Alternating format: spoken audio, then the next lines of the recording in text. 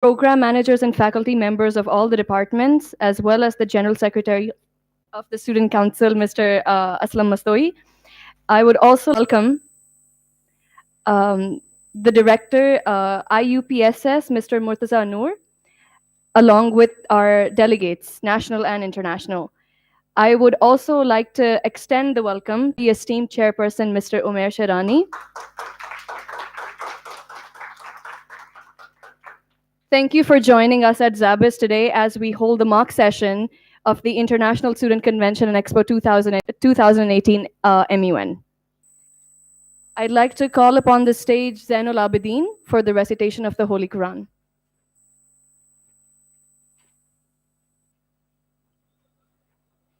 أعوذ بالله من الشيطان الرجيم بسم الله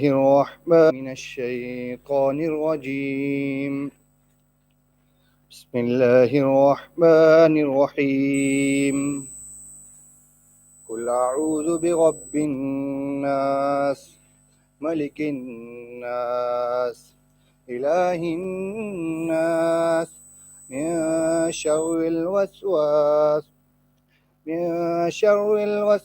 الخناس الذي يوسوس في صدور الناس من الجنة والناس صدق الله.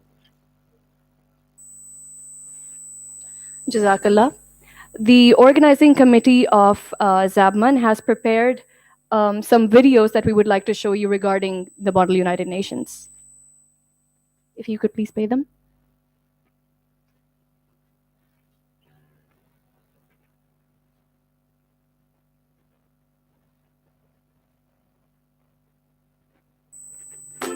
So what is MUN anyway? Model United Nations, or MUN for short, is a simulation of the real-life UN, United Nations. You take the place of a delegate of a country or an international organization. The aim of the Council is to find a solution to the problems you'll be given as a topic before your conference. Just like in the real UN, you'll have the chance to draft resolutions and find a lasting solution to some important issues today, like climate change, the refugee crisis, and more. The aim of the United Nations in real life is to prevent conflicts and promote international cooperation. It's a forum for countries to express their views and make decisions together. To do this, there are numerous organs in the UN, such as the General Assembly, the Economic and Social Council, the Security Council, the International Court of Justice, and many more. In MUN, you'll get a chance to try to be a part of this. Resolutions are at the heart of MUN. They are a set of rules and guidelines that countries in the world generally follow about a whole range of things, including human rights, carbon emissions, and war. In real life, these are drafted and debated throughout weeks and months, and they require input from a lot of people, like member states, experts, and even NGOs. MUN is all about cooperation, not competition. It's not a race to beat other people, it's about how well you can work together and overcome your differences in opinions. As a delegate of a country, you'll have to play your part by sticking to your foreign policies, but also knowing when you need to compromise with others for the better good. Different conferences have different formats for running a council. Prominent examples include THIMUN, the Hague International Model United Nations, HMUN, Harvard Model United Nations, and many more. MUN helps you pick up soft skills like research, communication, critical thinking, and creativity.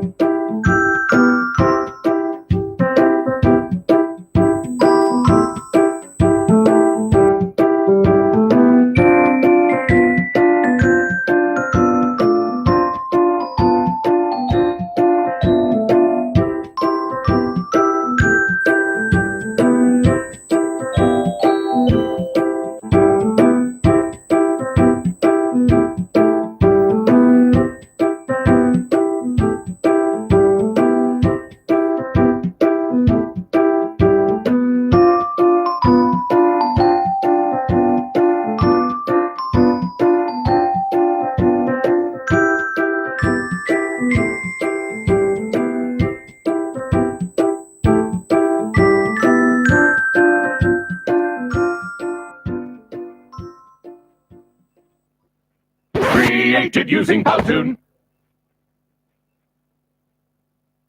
Model United Nations is a simulation of the United Nations where students play the role of delegates from different countries and attempt to solve the real world issues.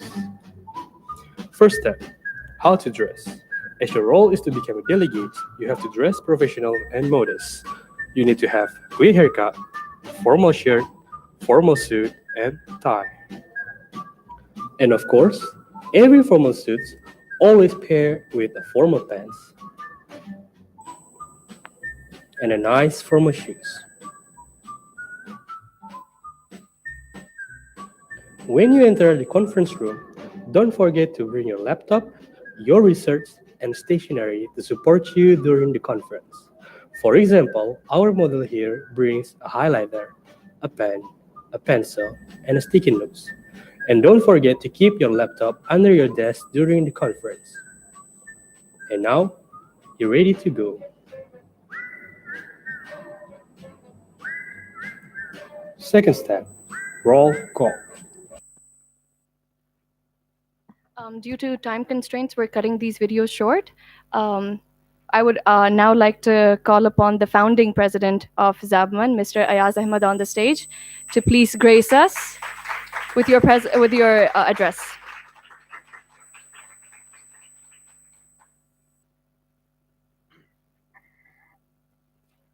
Assalamu alaikum. My name is Ayaz Ahmed, and I was the founding president of Zabman. I'd like to welcome all of you to Zabist. Ma'am Khansa Zaman, Sir Umair Aslam Sharani, Sir Murtaza Noor. A very warm welcome, sir. And a special thank you to all our international delegates from Yemen, South Africa, Nigeria, and Afghanistan. Thank you so much. This platform that we've set up today is for the people who might know what an MUN is and they might not know what an MUN is. This is a chance to learn about the workings of United Nations and how the resolution passes and everything. So this is a golden opportunity for you guys. I'd want you guys to learn as much as you can from this platform, from this conference. And this conference would be leading towards the main event, that is the International Student Convention being held in Park China Friendship Center from 10th to 13th of December. As we all know that an MUN is it shows the working of UN Assembly. This event, the ISC MUN, is basically an amalgamation of skills, creativity, and knowledge. So it is a platform where you'll get to know a lot of people. You'll get to make linkages. You'll have to work with people, and by the end you'll make a family that will give you a lifetime experience, and that is what matters. I'd also like to mention my organizing committee. That they have been working tirelessly day and night to make this event happen. They've worked previously in Zabman as well, and now Hamoud Bhai is here. He's from Qaid Azam University. We're working on ISC MUN. So I'd like you all to contribute and to register for ISC MUN as well.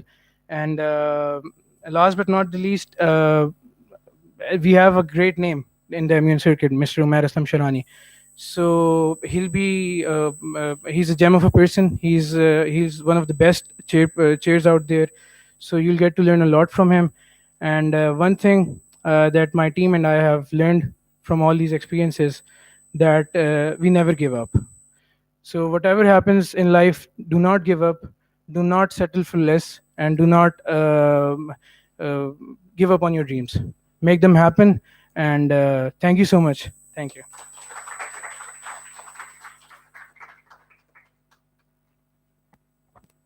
I would like to call upon the stage Ma'am Khansa Zaman to please give her invaluable address.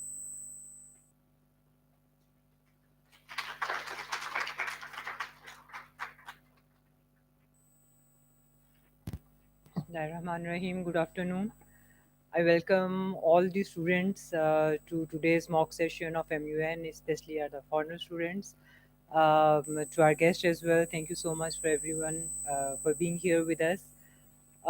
this has been tradition over a long time that the learning spectrum has been shifted toward understanding the hard skills toward the soft skills. And we believe that the coming time is the time of the soft skills. And there's a reason behind that. And that reason is due to the change of technology. For example, you want to know anything and you just Google it and that is there, right? So we are not lacking in terms of knowledge, or we might not lack in terms of education, or we might not be lacking in terms of getting awareness about the latest trends in the market, but we might lack in presenting that information. We might lack in having the confidence to be there to present, or we might lack in solving the problems, or we might lack in decision making, we might lack in choosing the best career, profession, or life of your dreams, right? So, what is the purpose of having such extensive sessions? The purpose of such sessions are to instill these skills into you. They are lying in one way or other within your personalities. Because all of us are being born with one of these strengths, or maybe with multiple strengths. But the purpose of such activities is to realize and to understand that what is our strength and what is our core competency. There will be so many of you who wants to be the politicians, who wants to be the social workers, who wants to do something for their parents, who wants to do something for society, something for country, and something for the world. But for that reason, can we do it sitting idly in our homes? We cannot. So the platforms like today's session and the platforms like International Student Convention, they actually provide those platforms where you can not only know and recognize what your skills are, but also to practice, to polish, and to enhance them. How? By observing the other people and by bringing change and in yourself. And the best thing I like about MUN and their goal is that you heard it was saying that MUN is not about the competition, it is about the cooperation.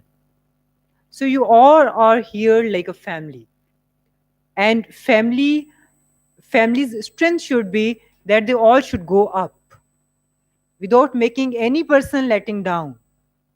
Right? So if you are making and lifting others up, you would eventually be up in the society and throughout the world. So my message to all of you is that these are the best platform which helps you to know and to become what you want to be. And do not compromise ever on your dreams.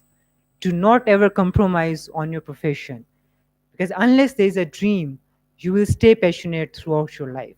Stay blessed, and thank you once again for being here.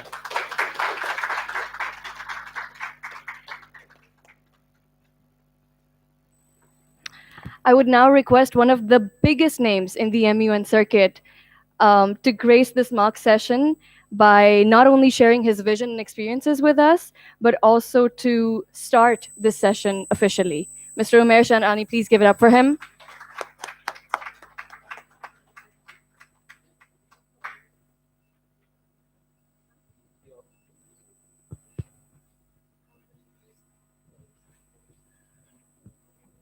Assalamu alaikum.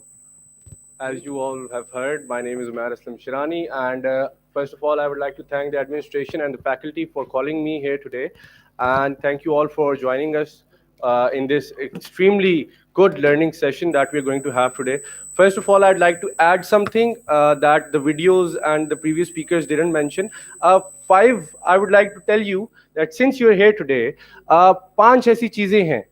There are 5 things that, according to me, are the biggest learning experience that you will gain from such a conference. The first one being great communication skills.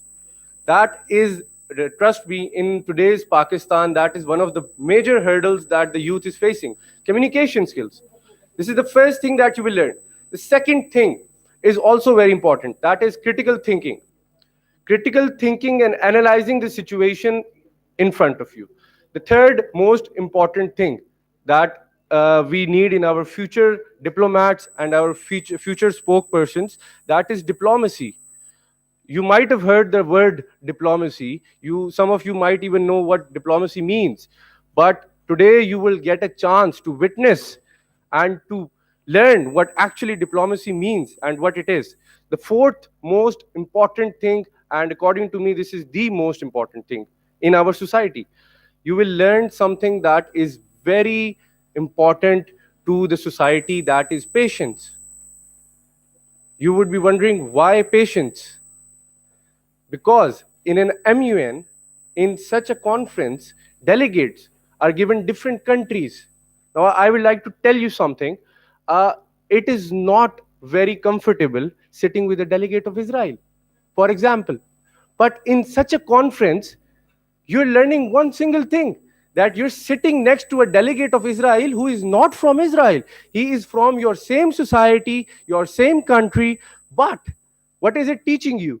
It is teaching you to listen to other people's comment, their foreign policies, and what they have to say about the topic. And that, dear friends, is the most important thing one can learn. And that is patience, listening to other opinion, giving someone the right of freedom of expression, giving someone the right of freedom of speech. This is the most important lesson you would learn. And this is the most important lesson I have learned from my experiences. The last thing, it is very much related to the fourth thing, that is tolerance. Tolerance is very important in our society and in the world today, because we've seen conflicts that have been enraged due to lack of tolerance. Isn't that right? Most of the wars that we've fought were what? Lack of tolerance. But in an MUN, as I mentioned, I'll give the same example. Sitting with the delegate of Israel, when you personally have been taught in your households and in your history books and in your passport that Pakistan, this passport is valid to all countries except for Israel. I am not making a political statement here. No. I'm not doing that. I'm just trying to tell you that this gives you tolerance to listen to other point of views, to other people expressing their opinion on the matter. And these are the 5 most important things that I feel that our generation, the Pakistani youth, must learn in order to succeed, in order to make this country great again. And with that, I would like to thank you all again for coming here today. And if the organizers would allow me, let's begin the session. Should I start by giving a small help session or just? Okay. A few. Okay. Okay. Before we begin, I would like to tell you how this mock session is going to proceed. Firstly, I am all of those students sitting here or delegates that don't have placards. Please raise your hands. Placards on which your country's name is written. You all have been given a certain page that, yeah, exactly. These are placards. Firstly, whenever you want to speak, you would have to raise your placard. Okay? Then you would be recognized accordingly to speak. A few ground rules before we proceed. Firstly, as you saw in the video, the first step is roll call. Okay? A roll call is a very simple thing, let me tell you. It's the same as you've attended your classes and the teacher takes an attendance. It's the same as that, but please keep in mind, whatever I'm telling you right now, these are the rules of procedure of the actual United Nations. So if you would write them down, it would be a good information for you. Firstly, the roll call. In the roll call, you will have 2 things. Firstly, you can either say that you're present in the session or that you are present or voting. I just received the list of all the countries that are present in this session. Okay. Secondly, before we begin the session, the first motion that would be in order after roll call, that would be the general speakers list. What is the general speakers list? Now you would ask. The first word, focus on the first word, general. In the general speakers list, every country can address the committee, okay, generally regarding the topic that has been allotted. You all are aware of the topic that we are going to discuss here today, are you not? Okay, I'll rephrase it. 70 years of United Nations. That means that you're here to discuss the progress or the failure or the achievement. It can be anything regarding your country's stance. It can be anything that you want to say. In the general speakers list, you can broadly target the topic as you want to. Then we would move on to two simple things, and I will keep it short now. One is the moderated caucuses, and the other one is the unmoderated caucus. Now, please pay attention to when I'm trying to tell you that these two things are very important in the world politics and in the United Nations. How? One would ask. You might have seen the American elections. You people might have seen the American elections on the television. There are multiple caucuses in every state. It's called, for example, Iowa caucus, where the presidents are sitting in front of the public in a formal session, and the public is asking them questions, and they have their own time to answer those questions. It's the same as that. You would be given a minute, okay, to discuss the subtopic of the original topic. That is what a moderated caucus is. It's a subtopic of the original topic. When I say 70 years of UN, that is a huge topic, and the UN itself is a huge organization with a lot of subsidiaries and a lot of organs. 45 organs to be exact, if I'm not wrong. 45 different United Nations organs. So you would have to, we don't have that much time to discuss each and every organ of the United Nations, but it's a start. We can discuss at least, I think, five. Okay, the main ones. As you were shown in the video, the Security Council, the General Assembly, the Social and Humanitarian Council, the Human Rights High Commissioner for Refugees, and the High Commission of Human Rights. We can discuss these four. And to address these specific topics, you would have to raise a moderated caucus, okay, in which you would say what the subtopic of the original topic is. And in an unmod, the second and the last thing, I won't bore you anymore. The last thing is the unmoderated caucuses. Unmoderated caucuses are actually informal sessions in which you are allowed to leave your seats and you are allowed to move freely within this room for the purpose of discussing the topic amongst delegates in an informal way. ठीक है? इसका उर्दू में तर्जुमा कर दूं, मुझे ऐसा लग रहा है कि कुछ लोगों को समझ ही नहीं आई आधी बातें जो मैंने बताई हैं. एक इनफॉर्मल सेशन जो होता है उसमें आप जितनी तमीज से अभी बैठे हुए हैं वो आपको हम अलाउ करेंगे कि आप इस कमरे के इर्द गिर्द घूम सकें, एक दूसरे से बातें कर सकें. वो वाली बातें नहीं कि सुबह क्या खाया, ये वाली बातें कि कॉकस ये जो है अब अगला कौन सा रेज करना है, टॉपिक को कहाँ लेके जाना है, टॉपिक में कौन सी चीज डिस्कस करनी है. यहाँ पे आपको डिप्लोमेसी का मौका मिलेगा. लेट्स फॉर एग्जांपल से डेलीगेट ऑफ इंडिया आएगा और वो बोलेगा कि please when we are discussing the 70 years of the UN, no one bring up the Kashmir issue. अभी ये जो मैं एग्जांपल दे रहा हूँ मेरे हरगिज ऐसा कोई ओपिनियन नहीं है. ये आप अनमॉड में आप एक दूसरे को जो डिप्लोमेसी करने का, जो डिप्लोमैट बनने का असल आपको मौका मिलेगा वो अनमॉड में मिलेगा, जहां पे आप खुद डिसाइड करेंगे कि आपने कहाँ पे कौन सी बात करनी है, कौन सा टॉपिक रेज करना है, और इस कमरे में आप सीट से उठ के एक दूसरे से बातचीत कर सकेंगे. ठीक है. और जो मॉडरेटेड कॉकस था उसको भी मैं बता देता हूँ. वो एक ऐसी चीज है जो कि ओरिजिनल टॉपिक जो है ना 70 years of the United Nations, ये एक बहुत ब्रॉड टॉपिक है. इसको आपने खुद कट डाउन करना है छोटे छोटे सब टॉपिक्स में. मैं आपको एग्जांपल भी दे देता हूँ. एक मॉडरेटेड कॉकस की एग्जांपल ये होगी, motion to discuss the achievement of the United Nation Security Council. ये अब मैंने टॉपिक को एक सब टॉपिक में कन्वर्ट कर दिया है जहां पे हम सिर्फ सिक्योरिटी काउंसिल की बात करेंगे एक स्पेसिफिक टाइम पैरामीटर के लिए. ठीक है जी. वो टाइम पैरामीटर भी आप देंगे और मॉडरेटेड कॉकसेस भी आप रेज करेंगे. इसके साथ ही I guess that is clear. Is it clear? बहुत कम आवाज आ रही है. Thank you. I would like to begin this session sir. Thank you.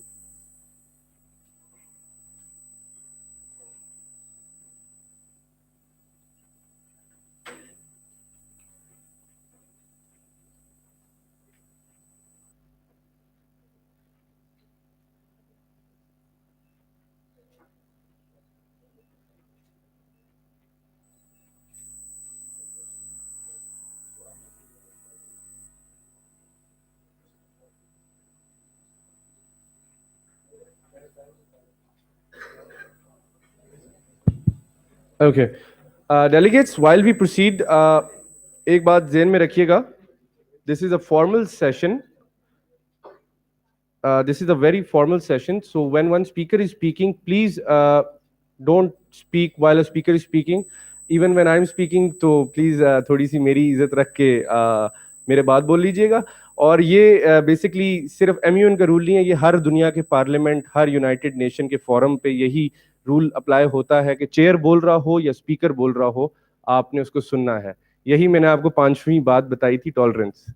आप सुनते हैं फिर अपने राय का इजहार करते हैं. तो with that we are in a formal session, so please maintain decorum while the session is being commenced.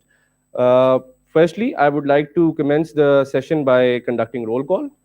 आप सबके कंट्रीज के नाम लिए जाएंगे. इफ यू आर प्रेजेंट तो से present, if you are not present will no. Okay. Argentina, Afghanistan, okay. Australia, Australia, Austria, Bangladesh, Bangladesh, Belgium, Brazil, Burma, Canada, delegate of Canada, Chile, China, Croatia, Denmark, Egypt, Finland, delegate representing Finland, France, delegate of France, Germany, Ghana, Greece, India, Iran, Israel, Japan, delegate of Japan, Kenya, Libya,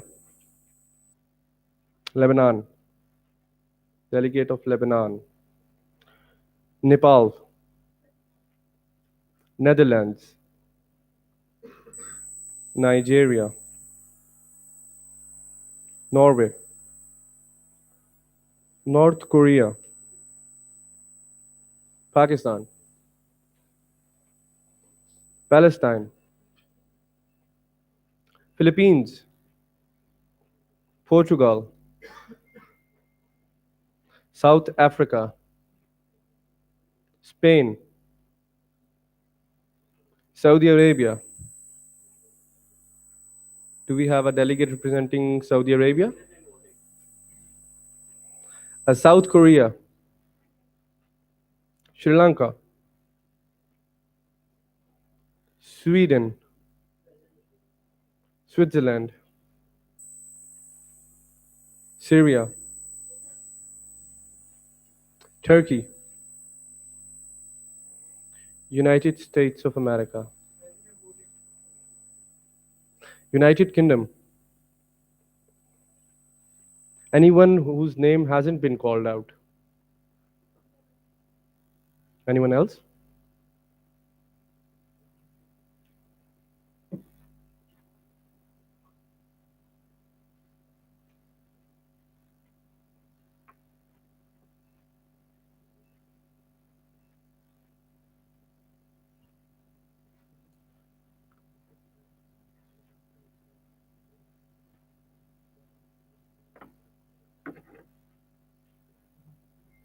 Okay, delegates, the total number of countries present today in this session is 35.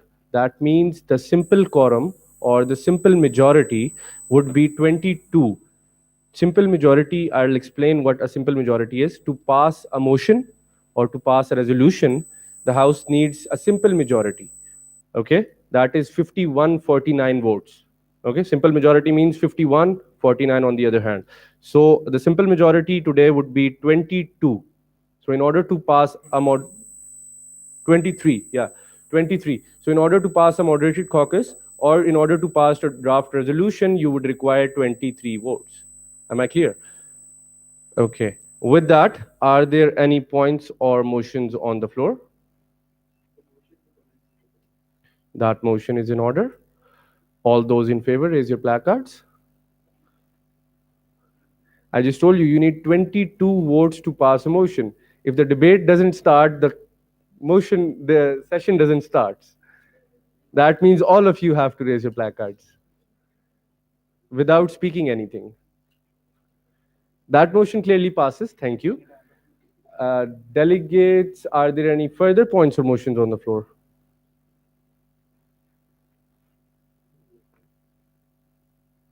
Delegate of Canada. France. That motion is in order. Thank you. All those in favor of that motion, raise your placards. Motion clearly passes. Delegate of France, would you like to be the first speaker of this general speakers list or the last speaker? Okay. With that, all those who wish to speak, raise your placards. I'll tell you something. If there are no speakers in the general speakers list in any parliament or the United Nations organs, the committee dissolves. So you would have to speak. All those wishing to speak, yeah. Firstly, we'll take the delegate of India. Okay. Other delegates wishing to speak? Delegate of United Kingdom, followed by South Africa, followed by United States of America, Pakistan. That would be all for now. Delegate of India, you have the floor for exactly 2 minutes. Your time starts now. You have the floor, delegate.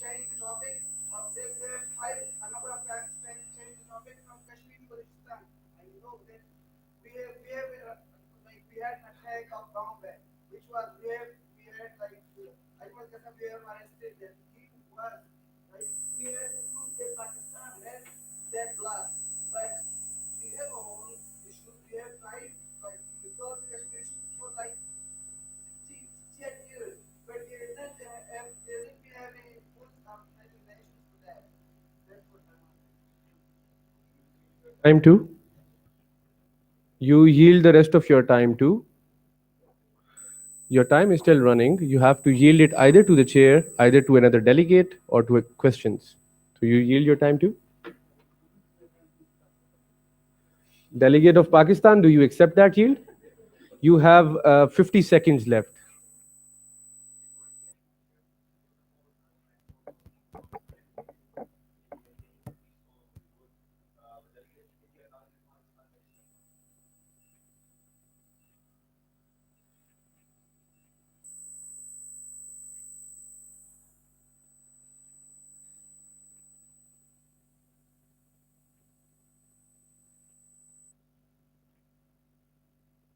instead of blaming Pakistan on that, we have seen that Pakistani people are dying every day. The Indian soldiers are violating the line of control issue and they are killing our people. And we are talking to the United Nations about this to resolve this issue. But United Nations, I think, has failed, or either India has refused to follow the what the United Nations has commanded.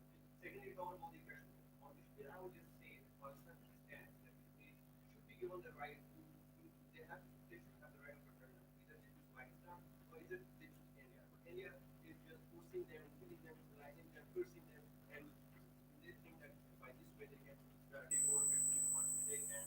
So United Nations and also again looking at what the nation's stance is correct. The United Nations Security Council Resolution 47 adopted on April 21, 1948 adopted on April 21, 1948, concerns the resolution of Kashmir conflict. After hearing the arguments from both India and Pakistan, the Council increased the size of commission established by United Nations Security Council Resolution 39 to 5 members with representatives of Argentina, Belgium, Colombia, Czechoslovakia, and the United States. Instructed the commission to go to the subcontinent and help the governments of India and Pakistan restore peace and order to the region and prepare for a plebiscite to decide the fate of Kashmir.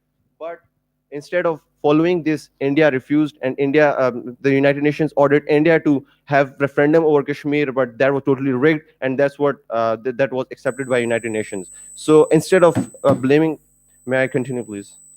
Permission to complete the sentence is the exact thing you say, and then it would be granted or not granted. Permission to complete the sentence. Okay, so instead of blaming Pakistan for Kashmir issue, the delegate of India must have a research on what's going on in Kashmir and what's the stance of Pakistan and India over it. Thank you. Thank you, delegate.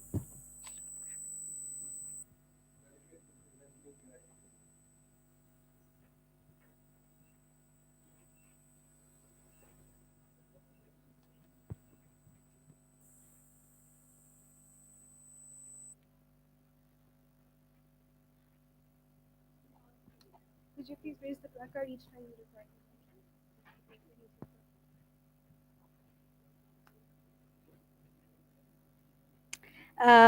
Being a delegate from the United Kingdom, which is one of the founding members and one of the five permanent members of United Nations, sorry, and United Nations Security Council, and we have got this membership since the creation of United Nations in 1945, and as far as the contributions of United Kingdom is concerned, United Kingdom is basically the fifth largest provider of financial contribution to the United Nations, and which makes basically the 5% of the United Nations budget. And apart from that, the contribution in terms of budget for the peacekeeping is concerned, so it makes 6.7%, which is given by the United Kingdom. And as the being the founding members and being the member of UN Security Council, we have got this power of veto power. And since its creation and since becoming the member of United Nations, we have got this option of using veto, but on very substantive decisions, very important decisions. And we have used this options almost 32 times since now.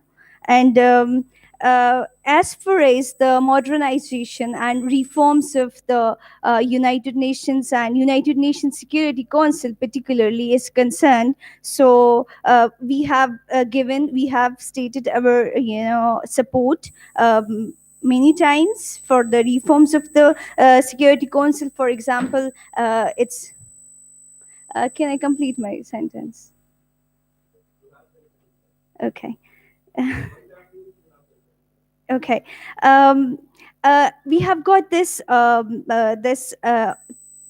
power of shaping the agenda of the council, and one of our top priority on this platform is to prioritize the women rights, peace and security. And UK is also an active member of Human Rights Council, and apart from that, we are working for the eradication of terrorism, weapons proliferation.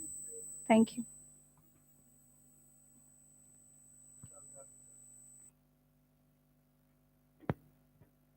The delegate of South Africa would like to begin by highlighting the history of United Nations and South Africa. South Africa was one of the 51 member countries at the time United Nations was founded on October 24, 1945. United Nations has done a lot for South Africa. It has passed several resolutions, for example, Resolution 181, Resolution 182, Resolution 184, Resolution 204, and many more, dealing with the rising crisis of racism in South Africa, which dates back to several years' history between white and black. Resolution 134 of United Nations, which was adopted on April 1960, was passed after a complaint filed by 29 member states regarding the situation arising out of the large-scale killing of unarmed and peaceful demonstrators against racism. Similarly, United Nations Secretary UNICEF is also supporting South Africa to improve the quality of education in South Africa, which is a major problem. South Africa has a literacy rate of 64.5%, which is the highest in the continent. However, it does not offer good quality education. UNICEF supports government capacity to improve program planning and result-based management with quality education while implementing innovative interventions to improve the quality of education. It also works to strengthen the gender sensitive life skill based education for girls and boys. The UNHCR also deals with the prevention of gender based violence, HIV, and teenage pregnancy. I would like, thank you very much. I would like to give my time back to the chair. Thank you, Delegate. The time has already elapsed. Delegate representing United States of America.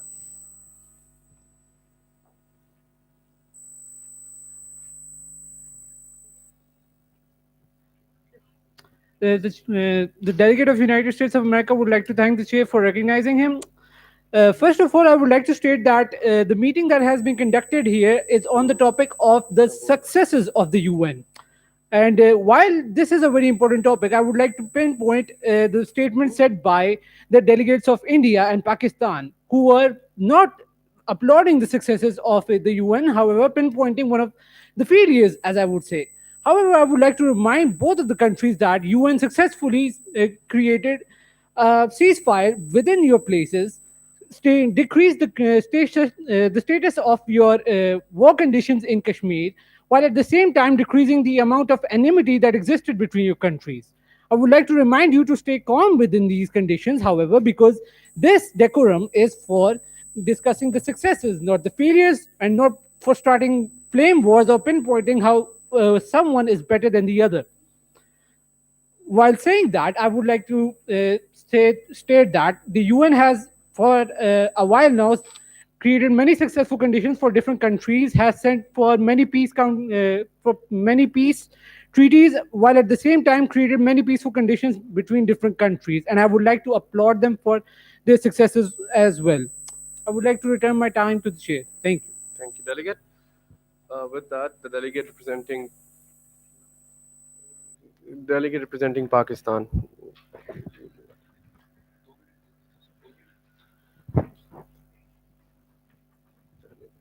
Thank you for recognizing me again, Chair. First of all, I would like to tell the delegate of United States of America, the topic being under discussion is the performance of United Nations in past 70 years, not the successes or failures. So we are here talking about the performance of United Nations, how they have been performing and what impact it had on the world, and especially on the countries, Pakistan and India, that are totally rivals and they have a big conflict that is of Kashmir. So I talked on the topic that was under consideration. So the topic wasn't success or failures. I give my time to the chair. Thank you. Thank you, Delegate. The delegate representing France. Thank you for the recognition, Mr. Chair.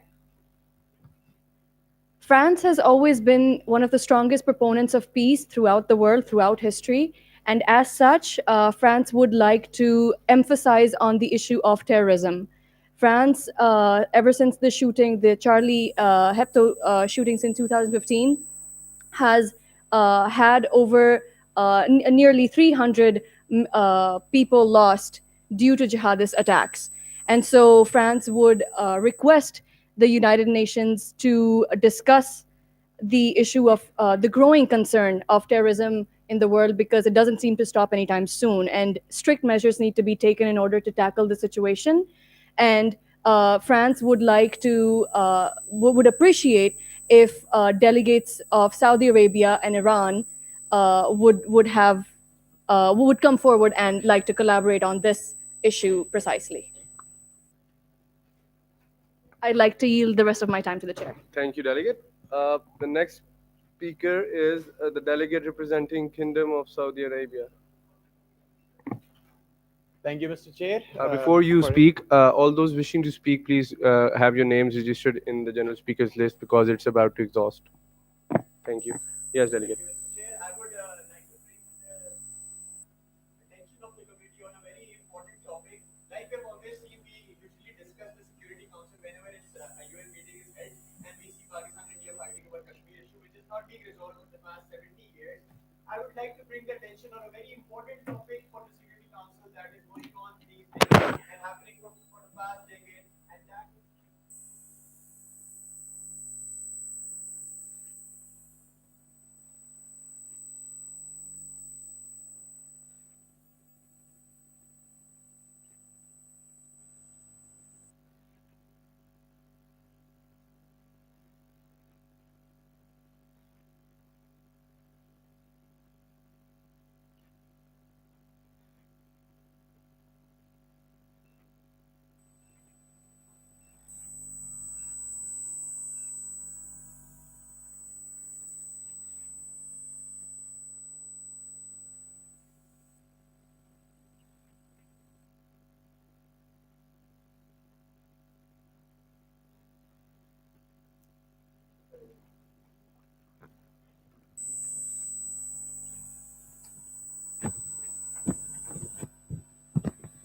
Thank you for giving me time. 70 years of UN have been great. And I go with the stance of the United States that we should discuss the successes of the United Nations.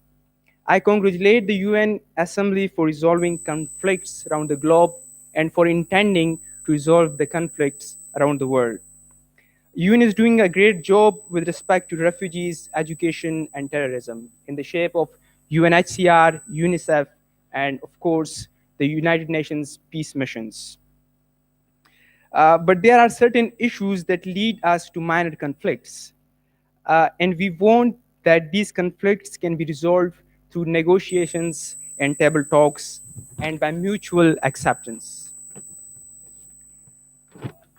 Being the delegate of Israel, I want to say that we are always ready for bilateral dialogues, and all the consideration demanding agendas can be discussed with the countries who want to discuss it with us, keeping the principles of our foreign policy intact.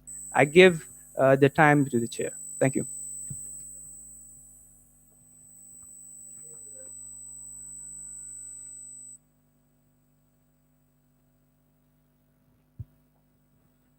Thank you for recognizing me once again, Chair.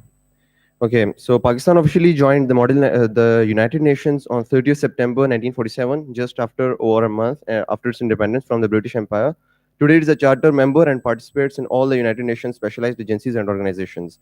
Pakistan has been elected 7 times, tied with Colombia and India, into the UN Security Council, with the most recent term in 2013. Pakistan has participated in 41 United Nations missions in 23 states, where total 1,42,542 Pakistani personnel engaged. The Pakistani military has played a key role in the United Nations peacekeeping program in different parts of the world, most prominently in Somalia, Sierra Leone, Bosnia, Congo, and Liberia.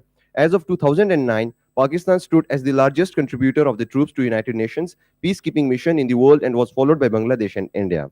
So with this, In United Nations, Pakistan have been playing its part in maintaining the peace all over the world, be it in the states of Somalia or states where the peace was necessary. And I would, as the delegate of Israel said that they are ready for the bilateral dialogues, I would just tell them the way they are brutalizing and killing and cursing the people in Palestine. I don't think they would come up with dialogues. They are more inclined towards war. So I guess that their solution is war, not the dialogues. I yield my time to the chair. Thank you.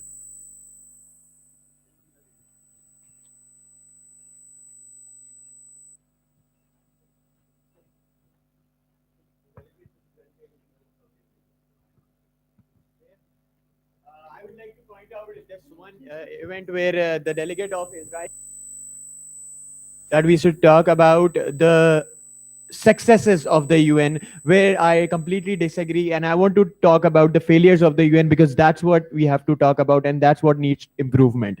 Talking about the successes and clapping on the successes is not the point of this conference right now. And I believe the Kingdom of Saudi Arabia needs peace in the world, and it has been a part of all the peaceful acts being carried out and all the campaigns being carried out in the whole world. And I would like to talk about all the failures and like to improve within the collaboration of all the major countries in the world and improve the peacekeeping in the world right now.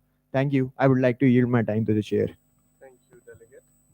The delegate representing Israel has the floor.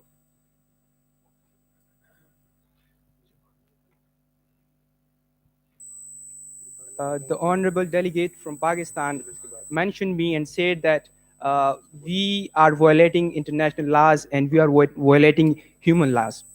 So first of all, I would like to mention that those countries which have not accepted us yet in the United Nations are on no moral status to talk on what I do and how I do. So first of all, accept me and then come and sit with me on the table and talk to me that you are doing this and you are doing that. Because always negotiations lead us to peace. If you do not accept me, you tell me that I do not like you, I do not want to sit with you, so tell me how should I react to it? And if you mention me, I will certainly like to react to it. Secondly, he mentioned that we are violating human rights laws in Palestine. First of all, I talk on moralities and now I come towards legalities. Tell me, does I not on the Israeli land? Is not Israel mine? If you come, if you want to attack my country, I will definitely react to it.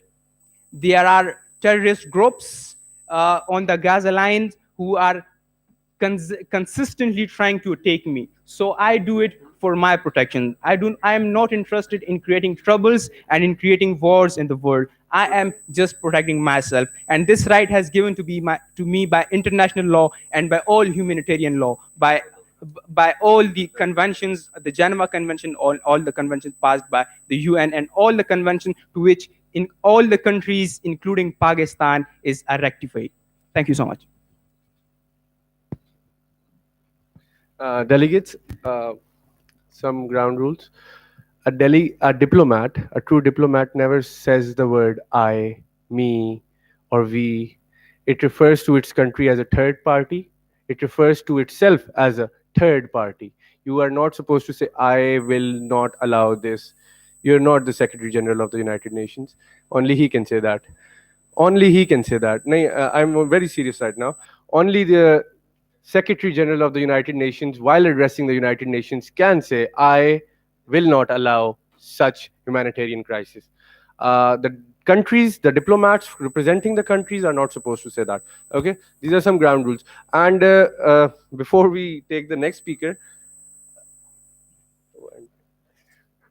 I would like to address one more thing to this committee. Please, when you're bringing up the Kashmir issue, okay, I'll comment on that actually.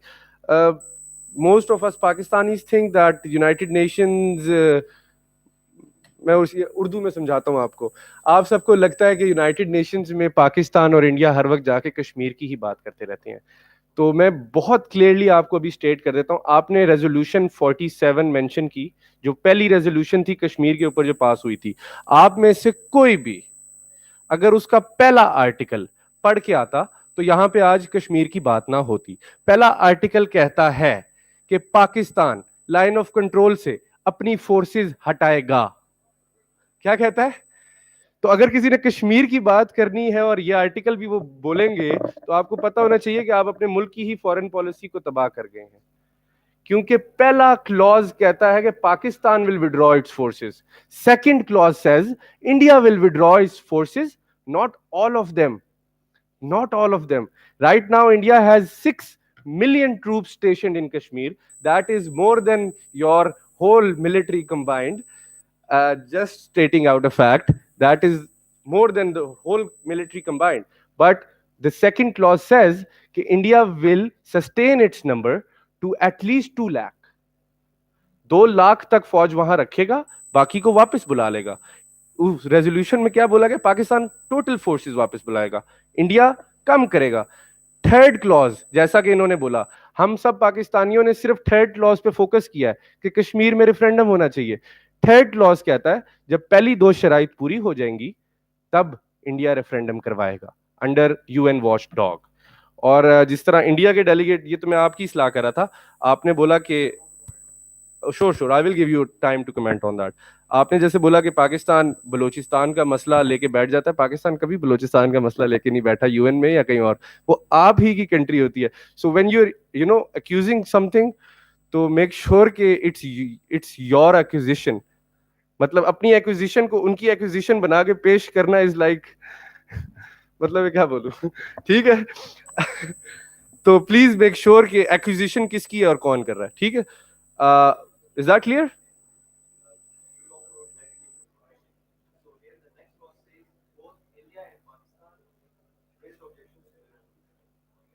That is why that resolution is non-binding.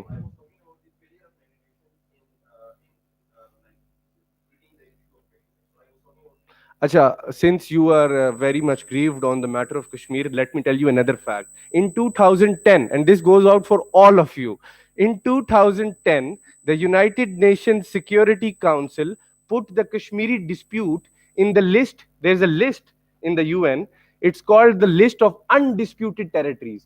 Disputed और undisputed में difference समझाऊं या पता है?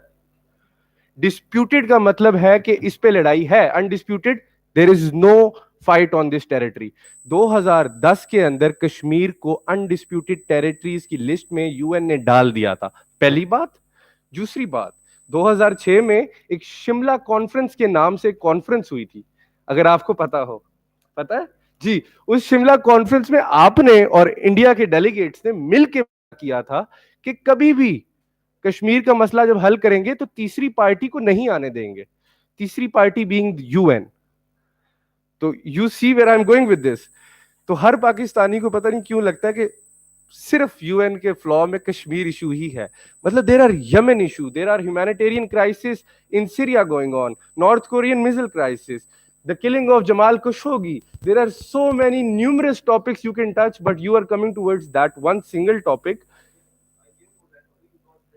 नहीं, मैं आपकी सिर्फ इस्लाह कर रहा हूं, आप बिल्कुल सही कह रहे हैं, कश्मीर पाकिस्तान की शाहराग है, आप सही कह रहे हैं। लेकिन लीगली स्पीकिंग मैंने आपको बता दिया ये टॉपिक डिस्कस नहीं हो सकता, क्योंकि अगर आप एक्चुअल यूएन में भी होते they would have asked you you know to leave because you are really leaving the topic behind. Okay, not only you, I am just looking at you, I am addressing the whole delegates as a whole. Okay, so please अगली दफा अभी जब आप next speaker में recognise करूंगा, and that speaker is the delegate of United States of America. So you know before pin Poynting the faults, पहले आप ये तो बताएं कामयाबियां क्या क्या हैं, क्योंकि एक सीक्वेंस वाइज टॉपिक चलता है। First you have to define it ना। सो व्हेन यू से 70 years of the United Nations, we'll talk about the disadvantages, we're here to talk about that, ठीक है? But firstly talk about कि 70 साल में क्या क्या अच्छा हुआ है। I'm literally putting out every single thing. So with that, delegates, we're back in formal session, and the delegate of United States of America has the floor for 2 minutes. Delegate.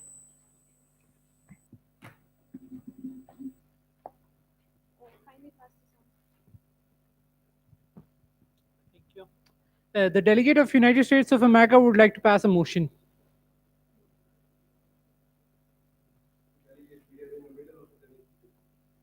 Very well. I'm sorry for. Yeah.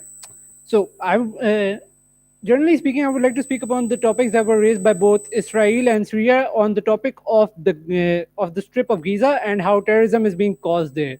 Honestly speaking, both the countries have and will put forces over there and have consistently been in war with each other. However, talking upon the peace treaties there, the UN is about peace and about the resolutions between the two countries. We have not, however, talked about on that topic. We have talked about how two countries have been defending themselves against each other. We have not even grazed upon the topic about how we are going to resolve this or how we're going to uh, cause a peace solution to this. I would like to state that both the countries would seriously give a thought about over this and would like to ponder over the fact that we can come to a resolution over this. I would resign my the rest of my time to the chair. Thank you.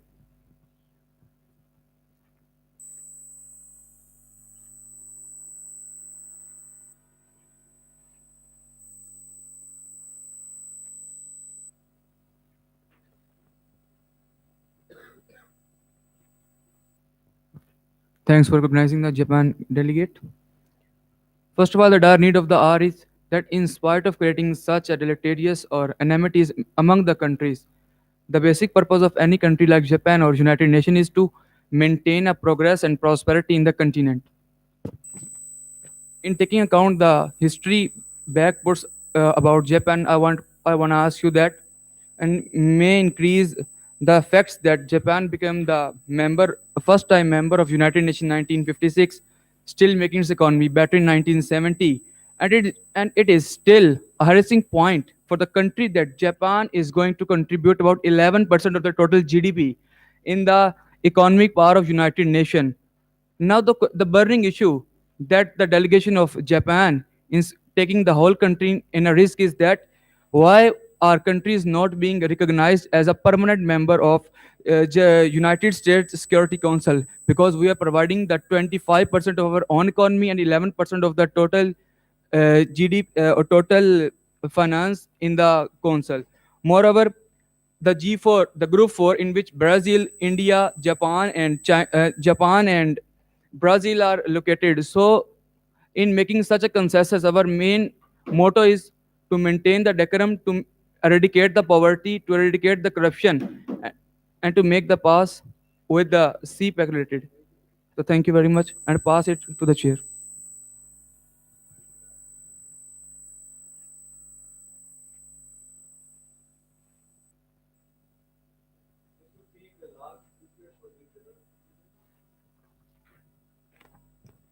Thank you for the recognition, respected chair.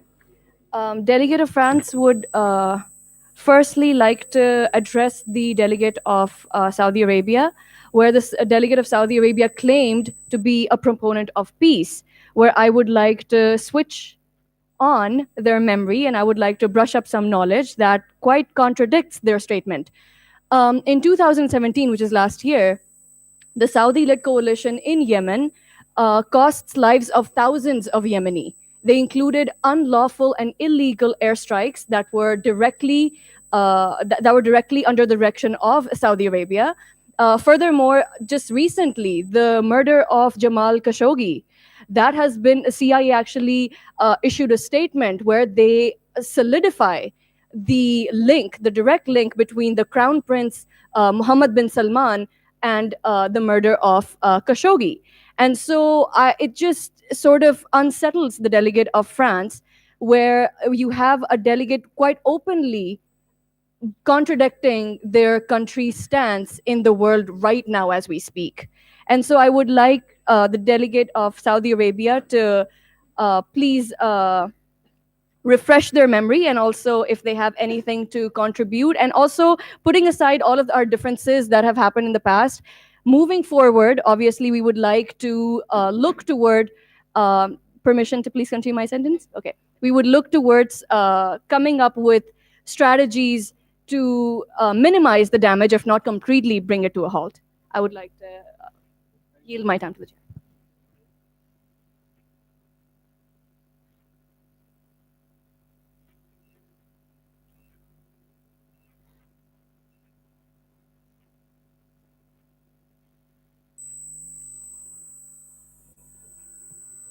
Thanks for the recognition. Due to the very shortage of time, I couldn't research more about Syria. But talking about the journal issues, so here it is.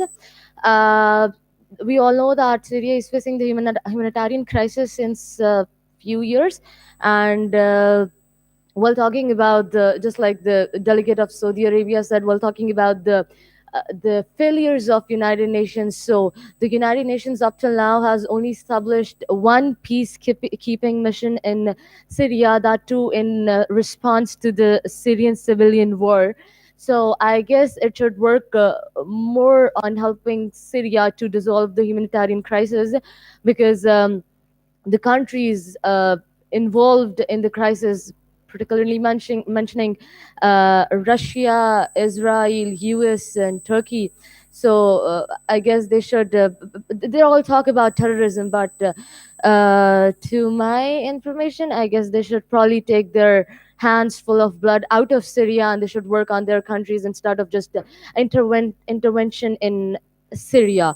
And they should probably dissolve the they should probably lessen the amount of murders or killings they're doing. Thank you.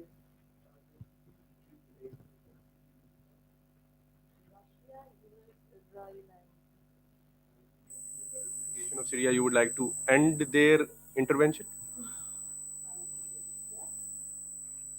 Please sit down. I will.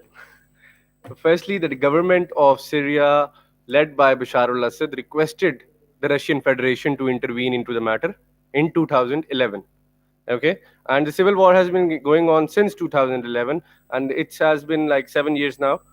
Okay, so firstly, the Russian Federation intervened according to the plea that was sent out by your government.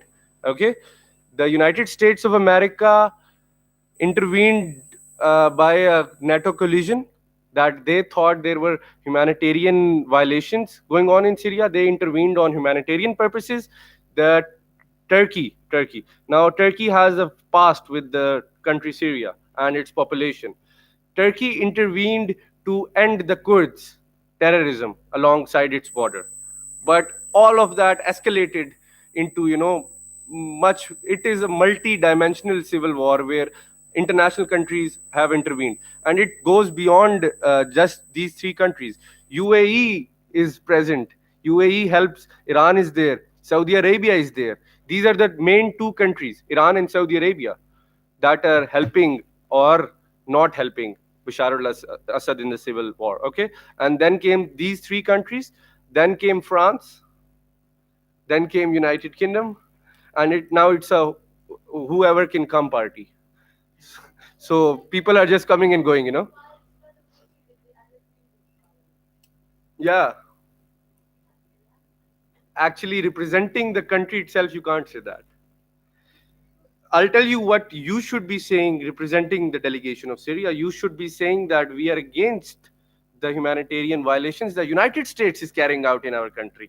You should say that they have breached our sovereignty without asking us, without asking for permission in our aerial space.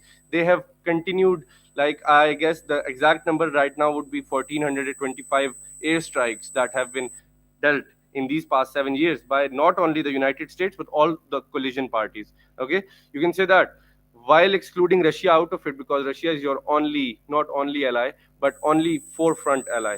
Iran is being the second ally, but Iran never says that it's on your side. It's very complicated.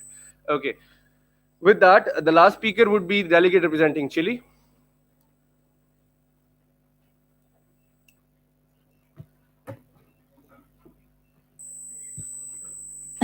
Thank you for recognizing the state of Chile.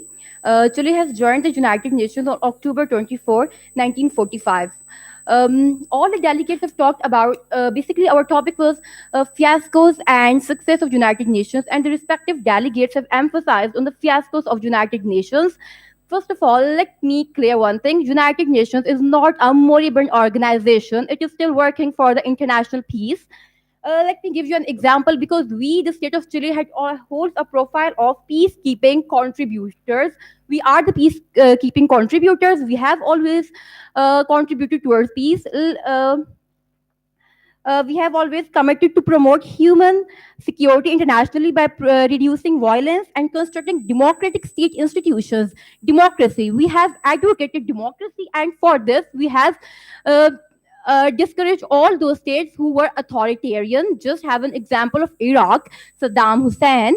It was an authoritarian state, and we promoted democracy, and we were with United Nations. We have always contributed towards the Global Climate Action Summit, pollution reduction, and low carbon emission programs. That was basically peacekeeping. So saying that United Nations is moribund, it would be highlighting the negative aspect of the organization. It is still working, and we should focus on the positivity too. And the role and the state of Chile has always played a positive role towards it. Thank you, Delegate. Some good points made. With that, the time for this general speakers list has elapsed. Are there any points or motions on the floor? Now you can raise motions.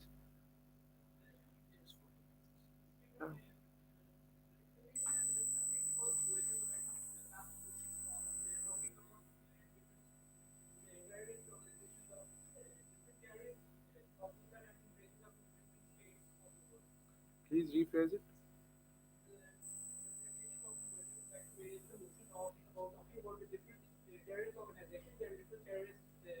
Problems that have been raising up in different countries around the world. Thank you. Please make it simpler so we could understand. Shorten it, that's a huge motion. It's bigger than the topic itself. इसको थोड़ा short करें, इसको precise करें. If you want to talk about terrorism, so you can say delegate would like to raise a motion to discuss the efforts by the United Nations to counter terrorism. That's a very good motion. Would you like to discuss that? Yeah. Good. Time parameters? Time parameters 20 minutes. Let's make it 10-1. 10 minutes, yeah. 10-1 is okay? 10 minutes is okay, 1 minute respectively. Yeah, okay. Thank you so much. Are there any other points or motions on the floor? I don't think so. Oh, Delegate of France. Would like to raise the motion of discussing the successes of United Nations in the last 70 years. Time parameters? 10 minutes, 1 minute individual speaker time. Okay, we'll take that. That motion is also in order. Are there any further points or motions on the floor? Seeing none, we'll be voting upon the motion that was raised by a delegate of United States of America to discuss the actions that have been taken to prevent terrorism by United Nations. Time parameters at 10-1. All those in favor of that motion, raise your placards.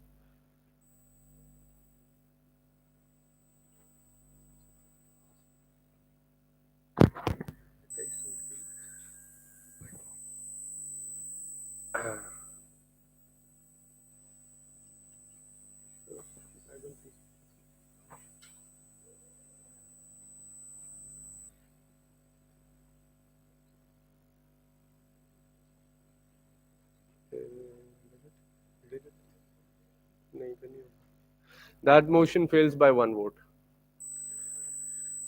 The second motion that was raised by the the second motion that was raised by France to discuss the successes of the United Nations. Time parameters are 10-1. All those in favor, raise your placards. You need 20 votes to pass a motion. Delegates wishing to vote on that motion, successes of the United Nations, raise your placards. That motion fails by 8 votes. Well, in any other committee, if my motions fail, I dissolve the committee. But not today. So, since no motions passed, we'd be redirecting towards the general speakers list. Again, all those wishing to speak in the general speakers list, raise your placards or forever hold your silence. Delegates. Just a second. France, followed by Chile, Saudi Arabia, Palestine, USA, Pakistan. Okay, delegates. The first speaker would be the delegate representing France. You have the floor for exactly 2 minutes. Thank you for the recognition, respected chair. France would like to now bring the focus of this speaking session to a more positive tone, which is to discuss the successes of United Nations, particularly ending famine in the 21st century. Um, uh, by the report, as given in the report of United Nations in their food program, um, there were over 70 million deaths resulting from famine in 20th century. That number has been greatly reduced in the 21st century, and largely due to the halt of World War III. Obviously, because wars have a large role to play in a lot of deaths that result from famine. So France would like to discuss this and more motions alike to really acknowledge United Nations efforts and strategies and initiatives in making the world truly a better place. I'd like to yield the rest of my time to the Thank you, chair. delegate. The next speaker would be the delegate representing Chile.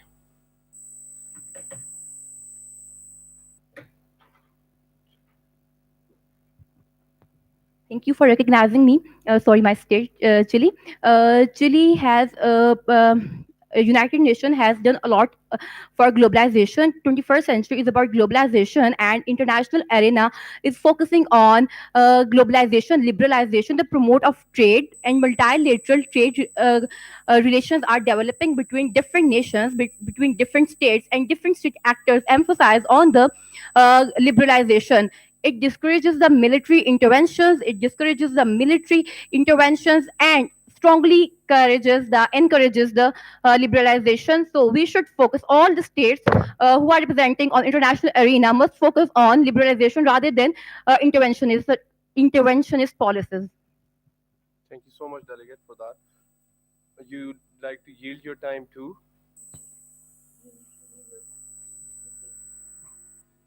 Just say, okay, I'll accept that yield. Delegate representing Kingdom of Saudi Arabia.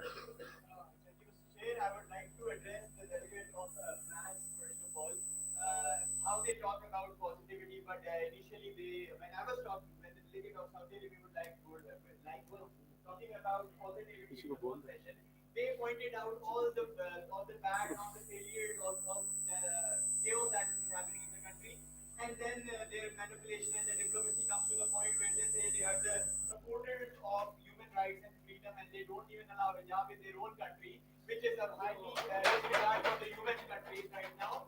And then I talk about replying to them on their explanation. I would like to talk about they talked about the Saudi Arabian interventions in Yemen. I would like to talk about how Al Qaeda has been operating in Yemen for a long, long time, and how in December 21, when the Yemenis attacked, 34 Al Qaeda members were arrested, and then in November 2002, 104 suspected Al Qaeda members were arrested at the request of the United States. In the December in Yemen, December 2002, there were 14 Al Qaeda members arrested in Yemen, and then this just goes on and on and on, and I cannot read this list to the end. But then France comes up to the point and accuses Saudi Arabia of intervening in Yemen and attacking the terrorists of Yemen.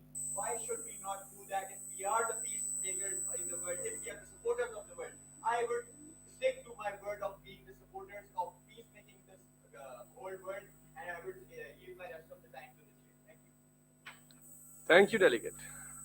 With that, the delegate representing Palestine has the floor. Thank you for recognizing the state of Palestine.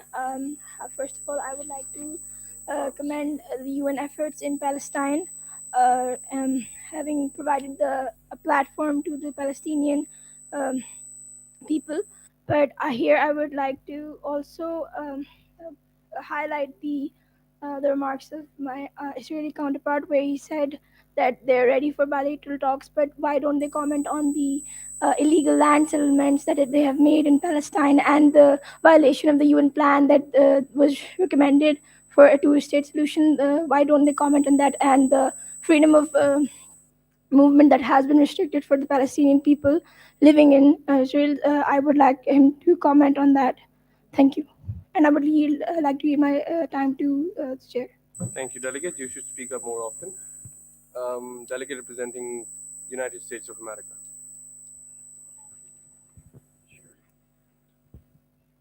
I would like to thank the chair for recognizing the delegate of United States of America. The delegate of United States of America would like to raise the point that was raised by the delegate of Chile regarding the notion of non-military intervention.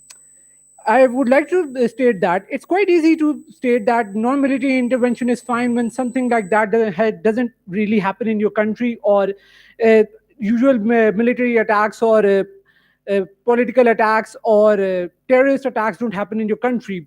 I would like to remind the UN about what happened at 9/11. Our country was invaded by multiple Al Qaeda members. We were attacked at our twin towers, and we were completely destroyed economically and politically in front of the different countries of the world, stating that it would give us responsibility to protect ourselves and the people around us, because we have been given the responsibility as being a really powerful state to defend others who can defend themselves and defend ourselves, because that is and always will be our responsibility. I will yield the rest of my time to the chair. Thank you. Thank you, Delegate. The delegate representing Pakistan. Thank you for recognizing the delegate of Pakistan, Chair.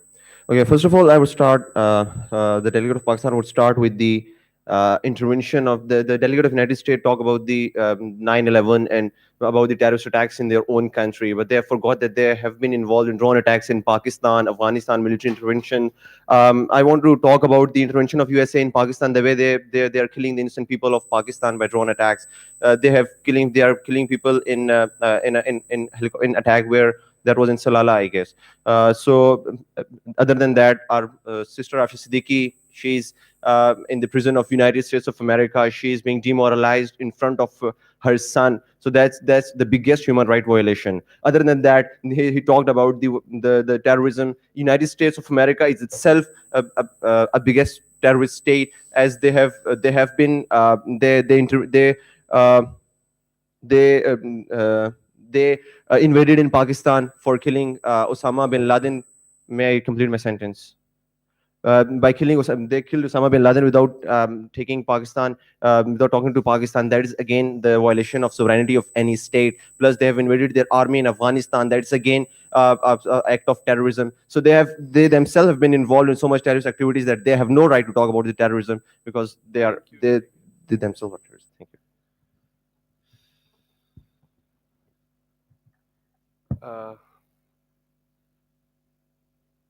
मेरी foreign policy का जो major है ना, वो दिल चाह रहा है डिग्री जला दूं.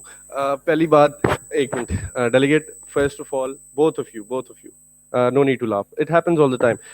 Since most of you are first timers, you don't know how to, be diplomatic about the things you're saying. You cannot, while sitting in the United Nations, being the delegate of Pakistan, you are not North Korea. If you were North Korea, I would allow you to call them a terrorist state because you are a rogue nation, says the whole world, not me. Being the delegate of Pakistan, Pakistan has a vital role in the United Nations. We are the second most peace contributing troops to the United Nations, and we have done so much for the United Nations. We even drafted, आप सबने सुना होगा,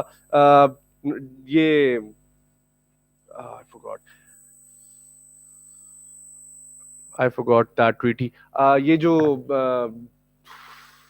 let me say this, जो हम सबको allow करता है, 5 countries that are allowed to keep the nuclear weapons and the rest of the world, NPT, non-proliferation treaty. Do you know that Pakistani diplomats were in the leading role drafting that treaty?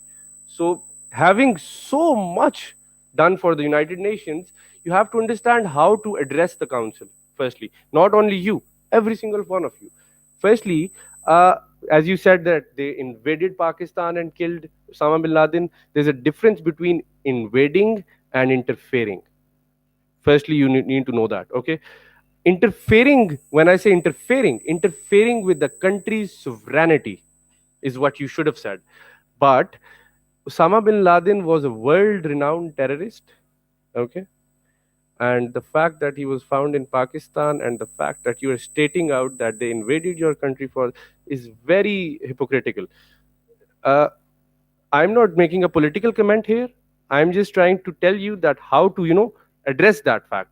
Secondly, you said that United States of America is the biggest terrorist in the. पहली बात आफिया सिद्दीकी की भी आपने बात की. United Nations के charter के अंदर there is something called extradition law. Talking about laws, United States का जो चार्टर है, इनका जो कॉन्स्टिट्यूशन है, there is something called extradition law, and that is also in the United Nations charter. Extradition law क्या है कि मेरे मुल्क के अंदर, फॉर एग्जांपल पाकिस्तान में, ठीक है, if there is a culprit, a convict, culprit और कॉन्विक्ट में डिफरेंस पता है आपको? चले पता होगा. कल्प्रेट या कॉन्विक्ट मेरे मुल्क में है, ठीक है, और उसने मेरे मुल्क में जुर्म किया है, फिर वो फ्ली कर गया है यूनाइटेड स्टेट्स ऑफ अमेरिका में. What do we do? We call their high commissioner. What do we say to him? We need our prisoner back. And under the United Nations Charter, they are allowed, they have to, because that will strain the relations between the two countries if they don't. Understanding my point? So that's the extradition law. I will not comment who was innocent, who was guilty, but under the Charter, I'm trying to tell you the law. They can, if they have strong evidence that a person has killed a soldier in uniform, in the line of duty, okay? They have a strong case. I'm saying this as a lawyer. Okay, मैं पाकिस्तानी बन के नहीं कह रहा. I'm saying this as a lawyer. They have a very strong case against Afia Siddiqui. Do you think that 3 governments of Pakistan are unable to retrieve Afia Siddiqui? Why is that? That is because they have a very strong case against him. And have we ever sent a plea to the United Nations? No, we have never done that. Do you know why? Because we do not want to strain our relations with the United States of America over one citizen. You have to understand the bigger picture. Okay? Even when Osama bin Laden was killed in Abbottabad, do you know, आज जाके YouTube पे search करना, Pakistani government की आज तक official statement नहीं आई उस बात पे. क्यों? क्योंकि if we give an official statement, if we show sympathy towards that terrorist, that's what the world calls him, ठीक है, that would send out a very bad image of the country. We never commented that he was in Abbottabad or whether he was not in Abbottabad. You can see General Rana, he was a DG ISI, previous DG ISI. He was asked in a show, do you think that you have the best intelligence agency of the world? You claim that. He said, Mehdi Hassan ka naam suna aapne? He's one of the great debaters. He asked General Rana, do you think that Pakistan was involved in harboring the greatest terrorist the world had known at that time in time? You know what he said? He said, someone read me my rights. That is as diplomatic as one can be. He said that in front of philosophers. He said that in front of intellectuals. He said that in front of lawyers. Do you know the look on their face? It was $1 million look. He avoided the question and then he did say something about it.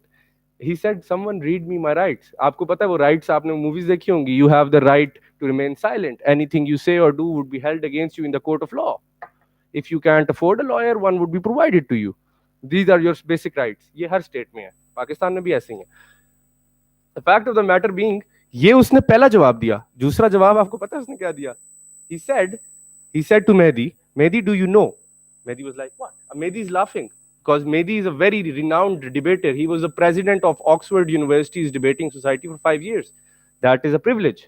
ठीक है? Oxford University. So Mehdi is laughing and Mehdi says, what, General?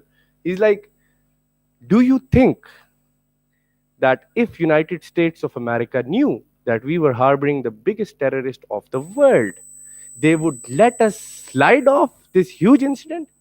Mehdi is confused. All the intellectuals that were laughing before are now confused. And they're like, no.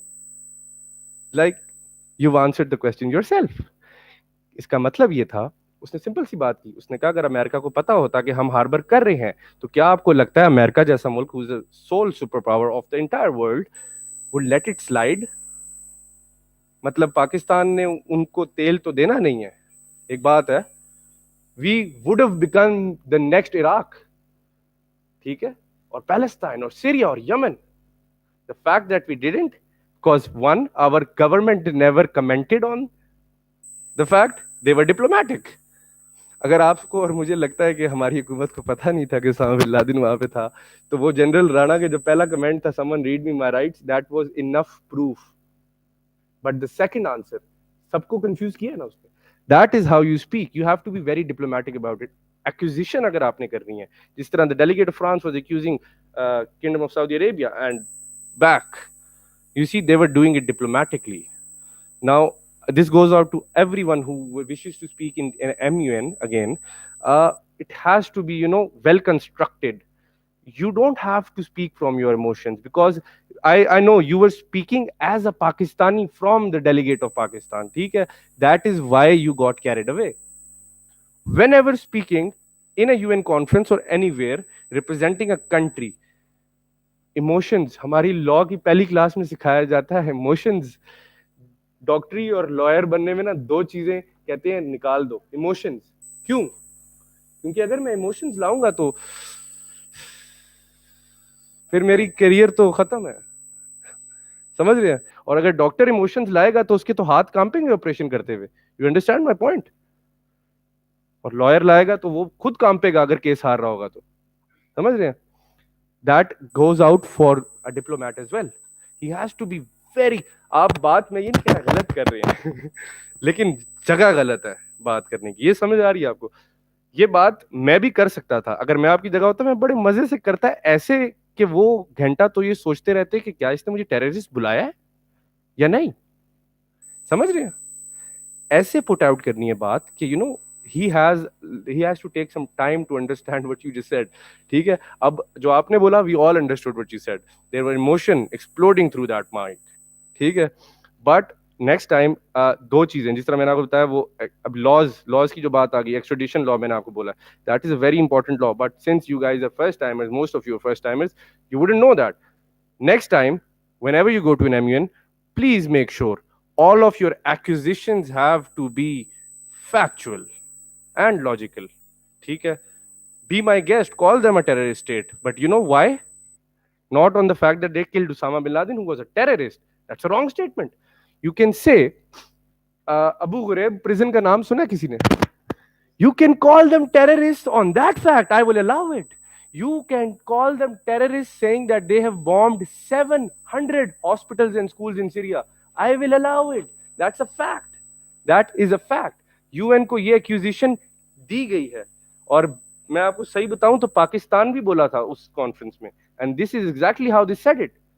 लेकिन we don't call them terrorists. We just say human rights violations have been carried out by the United States of America and they have to answer for their crimes.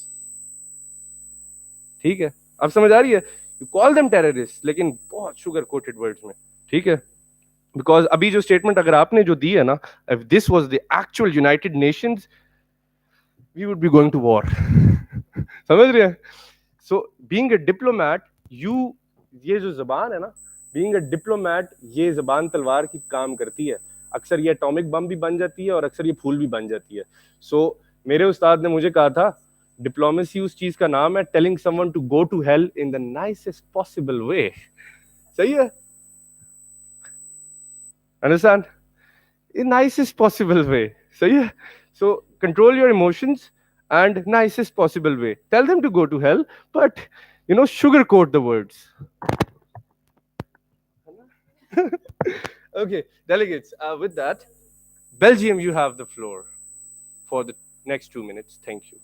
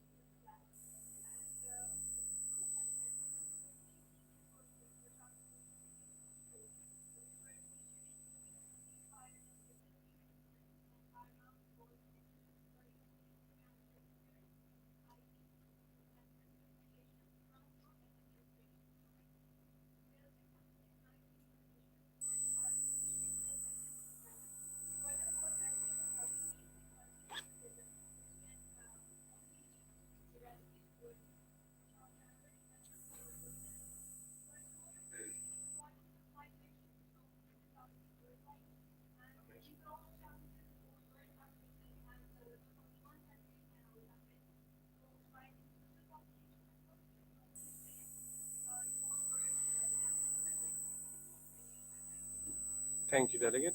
See, that's what the topic was about, what she just stated. You have to take it towards that. Thank you. Delegate France, you have the floor for next 2 minutes. Delegate of France would like to quickly check the delegate of Saudi Arabia regarding the point they made earlier, saying that Saudi Arabia in fact did not kill Jamal Khashoggi. This has been proven. So there's that. But France would like to focus, like France has said many times in the past, on more positive aspects of the 70 years of the United Nations, in which France would like to bring attention to the fact that never before in history have so many countries voluntarily given up weapons. South Africa and Kazakhstan being the two prime examples of the two countries that voluntarily accepted not being nuclear powers anymore. And several countries recently, earlier this year, when North Korea, to the surprise of the entire world, agreed to go into dialogue with the United States and agreed to stop their military operations and their nuclear weapons testing. That is a big win, I think, for United Nations, and United Nations has a big role to play in influencing such actions. The delegate of France would like to hear from the delegate of South Korea regarding certain peace initiatives they've taken. I'd like to yield the rest of my time to the chair of to the delegate of South Korea. Do you accept that, Chief? Yeah. Have the floor for 1 minute 30 seconds. Thank you. South Korea has always shown the greatest enthusiasm in making the world a better place. In 2018's annual General Assembly in September, BTS, a musical boy band, led the initiative of Love Yourself with collaboration of UNICEF, which provide awareness regarding various youth issues of the 21st century to make the world a better place. Thank you. Thank you, Delegate.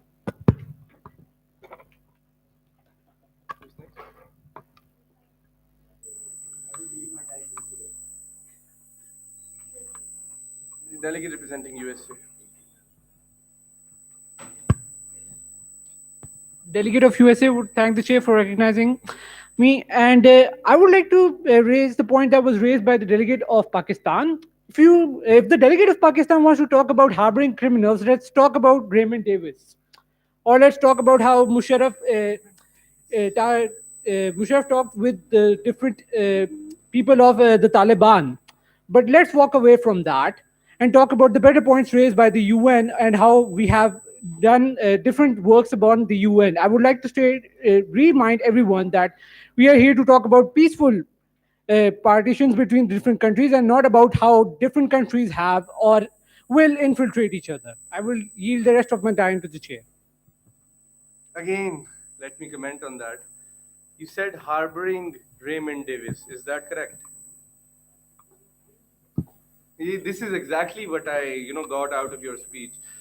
Firstly, Raymond Davis was a CIA operative working for the United States of America under the project Blackwater, culprit of killing two ISI agents in Lahore in front of a huge public, and you're saying they were harboring it. Talk about foreign policy. But it's okay. Since I told him the exact thing, I will tell you. अभी आप USA के delegate बन के ना पाकिस्तानी शहरी के नाते से बोल रहे थे, समझ रहे हैं? वही बात दोबारा. The country that you have been allotted, समझे, उसकी foreign policy आपकी foreign policy for the next 3 days of the MUN. लेकिन please focus on the acquisitions before you make them. अपने बंदों को उनका ना करार दें, मतलब नाम से ही पता चल जाता है यार, रेमंड डेविस. खैर, no problem happens. I've heard worse, way worse. ठीक है, this is nothing. The next delegate is the delegate representing Chile, who is not present, I guess. The delegate representing Yemen. Chile is not present. First of all, I want to clear and to make it obvious that I'm from Yemen, and Because of I'm from Yemen, I was there. I seen everything. I would like to answer to this audience and to say that the conflicts that happened in Yemen, it's because of the revolution that happened in 2011, and it has affected Yemen so badly because no one accepted to take charge of all. Everyone wants to take the charge, and because of that, Saudi Arabia come inside and they talk about it. But it's not fair in any type of way for a country to get into business of other country. And also Saudi Arabia are talking about that they are fighting the Houthis. The Houthis is not a bus of school. The Houthi is not a hospital. The Houthi is not a school that has been bombed. So I would like to clarify that. That's all. I would leave my rest of time to the chair. Strong allegations.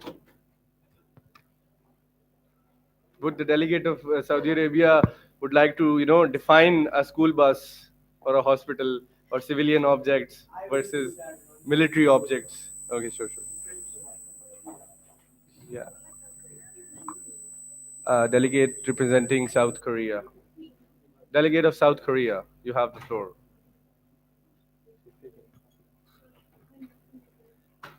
Delegate representing South Korea. Yeah, you have the floor.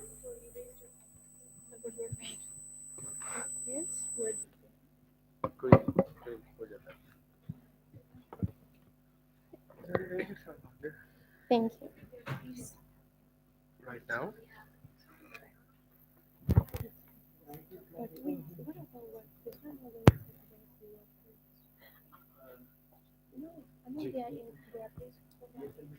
Okay.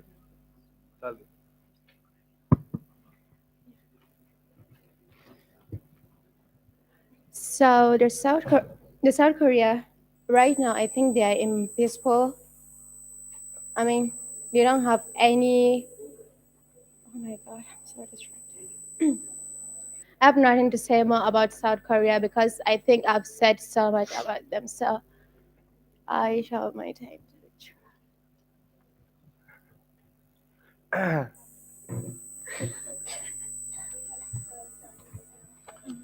The delegate representing Saudi Arabia.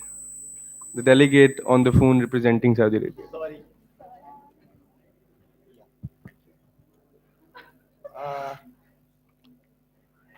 Since the Saudi Arabia was accused of the killing of Jamal Khashoggi, I would like to bring into the kind notice of the delegate of France that about Jamal Khashoggi, there is a news circulating in the whole world, and that which is the actual news, by the way, that Jamal Khashoggi entered the consulate in order to obtain documents related to the marriage he and his fiancée were planning. Because no security camera footage footaged him exiting the building, he was actually Saudi Arabia was accused that in the killing of Jamal Khashoggi because he was spreading messages against their prince, the crown prince. This is high level of accusation against Saudi Arabia, and Saudi Arabia clearly rejects all these accusations of killings of Jamal Khashoggi. And coming back to France, let me tell you, you talk about killings of other people who are accused, and you are accusing me.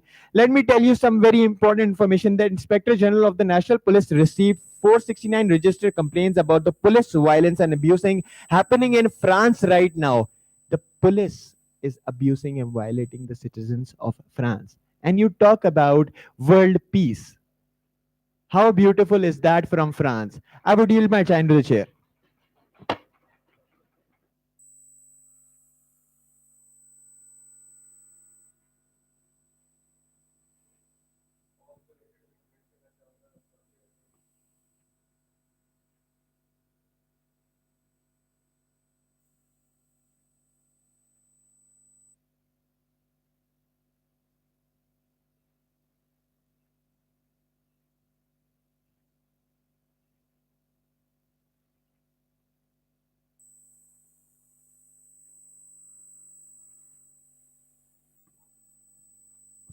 Thank you very much, Chair, for recognizing me. Saudi Arabia keeps mentioning that it hasn't been proven, and I keep correcting them that in fact it has. The crown prince was directly involved in the murder of Jamal Khashoggi. It was like a whole the blueprint of the plan that was acted upon is out for the world to comment on and critique. And so if they still refuse to accept their responsibility, then that wouldn't be the first time that they're doing that. Furthermore, again, France likes to keep shifting the direction of this debate to a positive, more lighter note. And as such, France would like to commend the delegate of South Korea on playing such a major role in bringing peace between North Korea and the United States. They were sort of the gateway, the intermediary in making such a big, monumental historical achievement happen in 2018. And the delegate of France would appreciate if more comments could be based on the positivity of United Nations and its successes in the 70 years. I'd like to yield the rest of my time to the chair.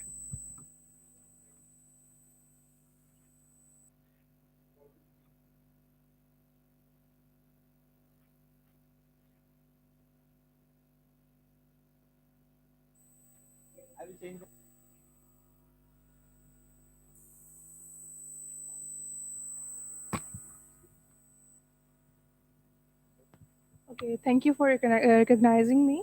Um, I would like to talk about the biggest deal of which Delegate of France mentioned between North Korea and US. So, if we talk about this deal, we can look back to the history for a little bit information. The deal has been done in the past with the three more countries, that is Iran, Syria, and um, Iran, Syria, and I think Ukraine. Yes. So the ultimate objective of this deal is basically the peace. But when we look back, we haven't got the fulfilled. We haven't got that objective of peace in even Ukraine, Syria, and Iran. But we have welcomed more violence and chaos in those countries. So it's basically a question that we don't have any kind of guarantee that this deal is going to have this. We will have peace after this deal. So, what would be the comments of Delegate of France on this? Thank you.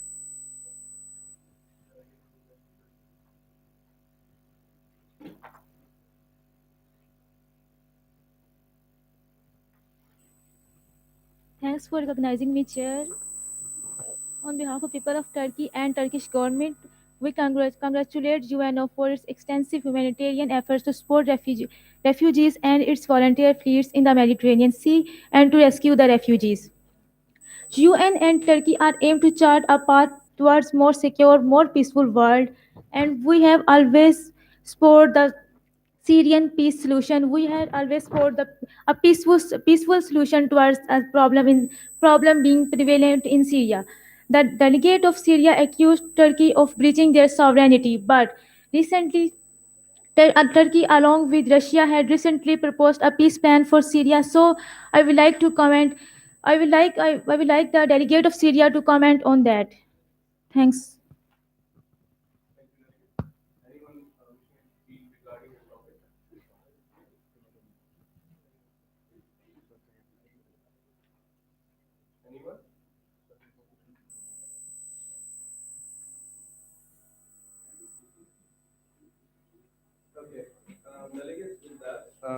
This committee has failed to come to the purpose that it was set out to. Firstly, sadly, and firstly, as a chair, I'll tell you what I was expecting and what the rest of the world was expecting you guys to do in this committee. Pehli baat, United Nations achievements. Does anyone know why the United Nations was formed? The number one rule they set out, that there would be no World War III. You were supposed to say that. Has there been a World War III? No. The United Nations has proved itself in that matter. The League of Nations was the previous organization that was formed to, sustain world disputes and, going to all-out war rather than solving it on diplomacy and on the table talk. League of Nations failed. Why? World War II happened. World War III hasn't happened yet. In 70 years, I think that's a good sign. But the delegates were supposed to say that United Nations has achieved its goal in this purpose. Secondly, The United Nations Security Council, the most important organ of the UN. No one talked about that except for one guy who was claiming that he should be made a P6, uh, which is a good thing. That is a universal debate going on, reconstruction of the Security Council. But before we talk about the reconstruction of the Security Council, you have to tell me what the Security Council has done. Well, Security Council stopped the mass murdering in Yugoslavia, Sierra Leone, Congo, Somalia, Nigeria. None of you stated out that fact. You were stating that we are contributing troops to these peacekeeping missions, but no one mentioned that who these peacekeeping missions belong to. It's the United Nations. You were supposed to applaud the United Nations on that fact. Thirdly, and the most important fact, humanitarian aid. Where do you think in Yemen, Syria, Palestine, Congo, Sierra Leone, Somalia, Nigeria, Bosnia, the former state of Yugoslavia, where were all these countries getting their food, wheat, and supplies from?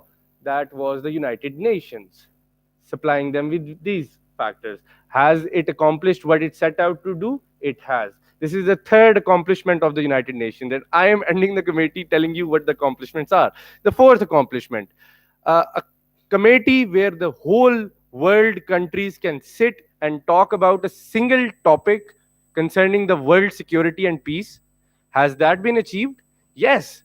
The United Nations General Assembly, where 196 countries sit and they discuss issues concerning global peace and security. Now, coming towards these were the major advantages that the United Nations set out to achieve, and it has achieved. Talking about health, World Health Organization. No one talked about that. World Health Organization has been able to cure 35 incurable diseases. Was that an accomplishment? It was. They have created so many vaccinations for so many diseases we know to mankind as of now. TB was not curable when the United Nations was formed. It is now. Was that an accomplishment? It was. There are multiple diseases that have been researched and made antiviruses for, where? In the World Health Organization, which is an organ of the United Nations. Moreover, the United Nations Women is an organ in itself, promoting women empowerment throughout the world. Did anyone talk about that? No. Did it accomplish what it set out to do? It did.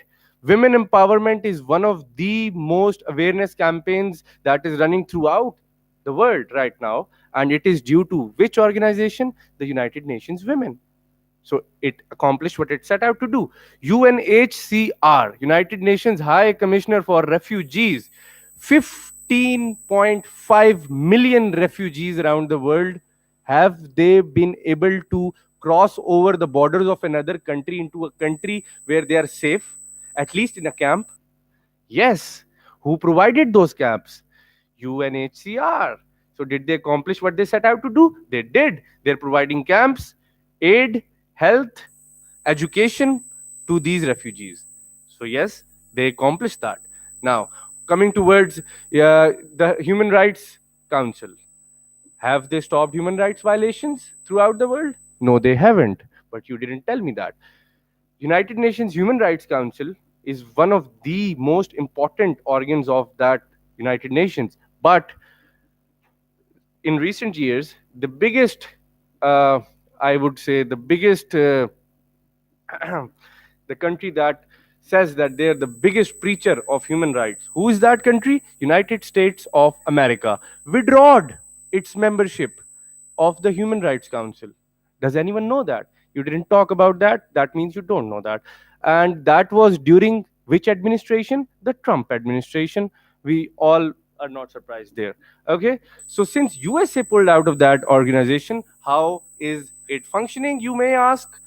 Well, it is functioning regularly, but have they prevented human rights violations? No, they haven't. Do they have the mandate to prevent human rights violation? No, they don't.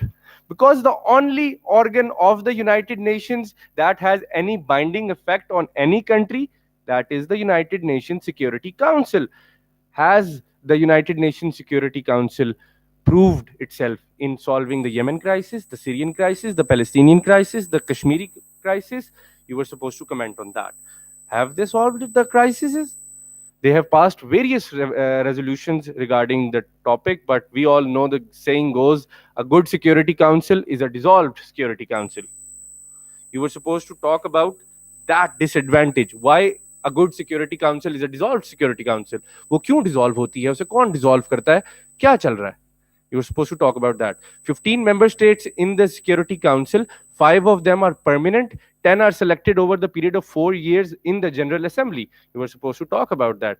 Every country getting their right to present their region in the Security Council through a democratic election in the General Assembly. You were supposed to talk about that. But has this Security Council implemented somewhere, let's say, did they stop the crisis that happened in Iraq? They apologized for it. They apologized. Did they stop the biggest humanitarian crisis known to man today is the Yemeni crisis. Did they do anything in that regard? They did do something in that regard. They have passed several resolutions. But as I said, non-binding resolutions. Why non-binding resolutions? Because some of the member states that are involved in that conflict have a very good reference with 1 or 2 countries, which I shall not name. It's very obvious, you know, who have the veto powers, who dissolved those resolutions before they even pass. And even if they pass a resolution, it's not being abided by. Why? Because it is non-binding. Why is it non-binding? Because they have strong influence in higher ups. Who's the higher up? I told you 5 permanent members. So you were supposed to talk about the reconstruction of the Security Council. ये global debate है. Reconstruction of the Security Council. Japan, India, South Korea, South Africa and Brazil. These are the 4 prominent countries जो कहते हैं कि हमें P6 बनाया जाए या एटलीस्ट P8 तक लेके जाएं इसको. P का मतलब है पावरफुल और किसी ने यहाँ पे बोला G का मतलब है ग्रुप. सॉरी, G का मतलब है ग्रेट. Great 4, great 20. अब ग्रेट 20 मुल्क प्रेजेंट हैं दुनिया के अंदर. They've made a committee for it. They've named the countries. Grade 20 are saying that the Security Council should be made democratic. Democratic को तब होगी जब लोगों के वोट को सरपास करके वीटो नहीं होगा. Either that or you increase the veto countries. Okay, India is a very strong contender in the line of getting a P6 membership. Did they get it? No, they haven't gotten it. Why? No, it's not China. It's because those P5 countries don't want their veto powers to be given to someone else. Now talking about more disadvantages of the UN. You said that, someone said that जो human rights violation है. अब human rights violation पे आते हैं. सबसे पहली चीज, जिस तरह ये सऊदी अरेबिया और फ्रांस एक दूसरे पे, they were right, but this is not the topic to be discussing those matters. Jamal Khashoggi का मसला क्या है? Media rights, freedom of speech not being allowed in Saudi Arabia. That is a humanitarian crisis. It has been debated in the UNHCR. It has been, believe me. Did it come to any sort of, did it achieve an objective? It did not. सही है? Because मैंने आपको पहले बताया, उस committee की legal binding है ही नहीं. वो कमेटी जो भी रेजोल्यूशन पास करती है वो भेजती है किसको? जनरल असेंबली को. जनरल असेंबली पास करती है, भेजती है सिक्योरिटी काउंसिल को. सिक्योरिटी काउंसिल डिसॉल्व कर देती है. That's the problem. You were supposed to discuss all that. फिर उसके बाद यमनी क्राइसिस था. The people dying of famine, the people died due to hunger, the people dying due to civilians dying due to inexperienced airstrike bombings. And I will say inexperienced airstrike bombings because international humanitarian law is a thing. What does international humanitarian law say? 1400 साल पहले हमारे नबी ने हमें सिखाया था कि जंग किस तरह की जाए. 1400 साल बाद यूएन ने हमें बताया कि जंग किस तरह की जाए. Do you think it's the same thing? It is the same thing. उन्होंने जो बताया था, उन्होंने कहा था बूढ़ों को, बच्चों को और औरतों को कोई नुकसान नहीं होना चाहिए. इंटरनेशनल ह्यूमैनिटेरियन लॉ क्या कहता है? औरतों को, बच्चों को, बूढ़ों को कोई हार्म नहीं पहुंचनी चाहिए. उन्होंने कहा था अनआर्म्ड सिविलियंस को कोई हार्म नहीं पहुंचनी चाहिए. अनआर्म्ड सिविलियन वो होता है जिसके पास कोई हथियार नहीं होता, वो जंग नहीं लड़ रहा, ठीक है, उसके हाथ ऊपर है, उसको कोई नुकसान नहीं पहुंचना चाहिए. आईएचएल क्या कहता है? आईएचएल सेज द सेम थिंग. उन्होंने कहा था कि अगर एक बंदा हथियार डाल देता है और अपने हाथ ऊपर कर लेता है और वो अपने आप को कैदी करार दे देता है तो उसको मारा नहीं जाएगा। IHL says the same thing। कोई यही कमेंट कर लेता, मैं शरीयत के पॉइंट्स ही दे देता। समझे, शरीयत के पॉइंट्स भी होते हैं ना। तो IHL के बारे में बात करते हैं। IHL में जो मेन चीज है, जो मसला यमन में है, जो मसला सीरिया में है, वो मसला क्या है? वो मसला ये है कि दो Saudi Arab had a good intention, a very good intention, I must say. Masla was, she said ke they entered and how can this be? Well, it's about interest in the global politics, and Yemen is the only neighboring country to Saudi Arabia through which Iran can get into its borders. Saudi Arabia was worried about that. They were supposed to, negotiate a peace or have a re-election, or say that we accept this president and we don't accept the Houthis. But they didn't do that. They said that, but they didn't do that. What did they do? They sent out inexperienced pilots who've carried out more than 700 airstrikes, killing more than 1 million people. More than 1 million people. And these million people, do you think there are 1 million Houthis in Yemen? There are no thousands mein number hai.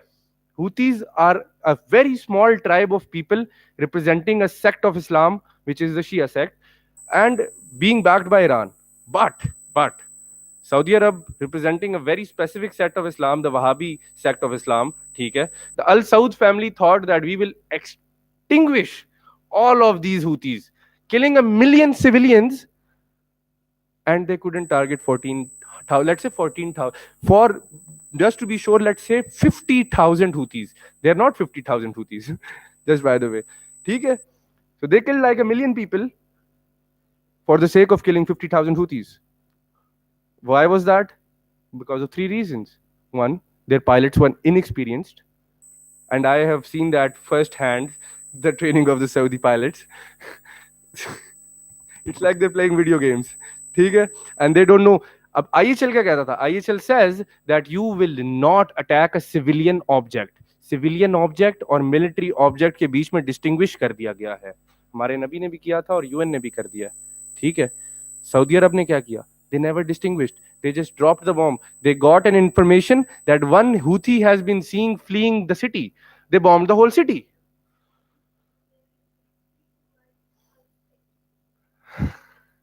And they still get away with it. That is the problem of the UN. You were a Yemeni, you were supposed to tell me that they're getting away with it. Why? And no, they have a lot of money. Money talks. But it's not solely the Saudis' fault. I will say that. Because I'm not here defending or, taking sides with anyone. I will tell you this much, that the Houthis have fired a lot of missiles on Riyadh. Where did they get that missile? They got those missiles from Iran. How did those missiles get into the hands of Houthi? Through Iran. Through which port? The port that Saudi Arabia has closed. Due to that closing of that port, 1.5 million people today are starving because the aid cannot reach them. Now the UN is not doing anything regarding the opening of that port. Do you know why? Because the Houthis are getting missiles of mass destruction through that port. If they could, reopen that port, Saudi would get, unpleased, because there would be another airstrike or another missile on Riyadh, and they don't want that. Whereas Iran is hiding in the shadows, giving training, money, and missiles to Houthis. Iran is getting all the blame for it as well.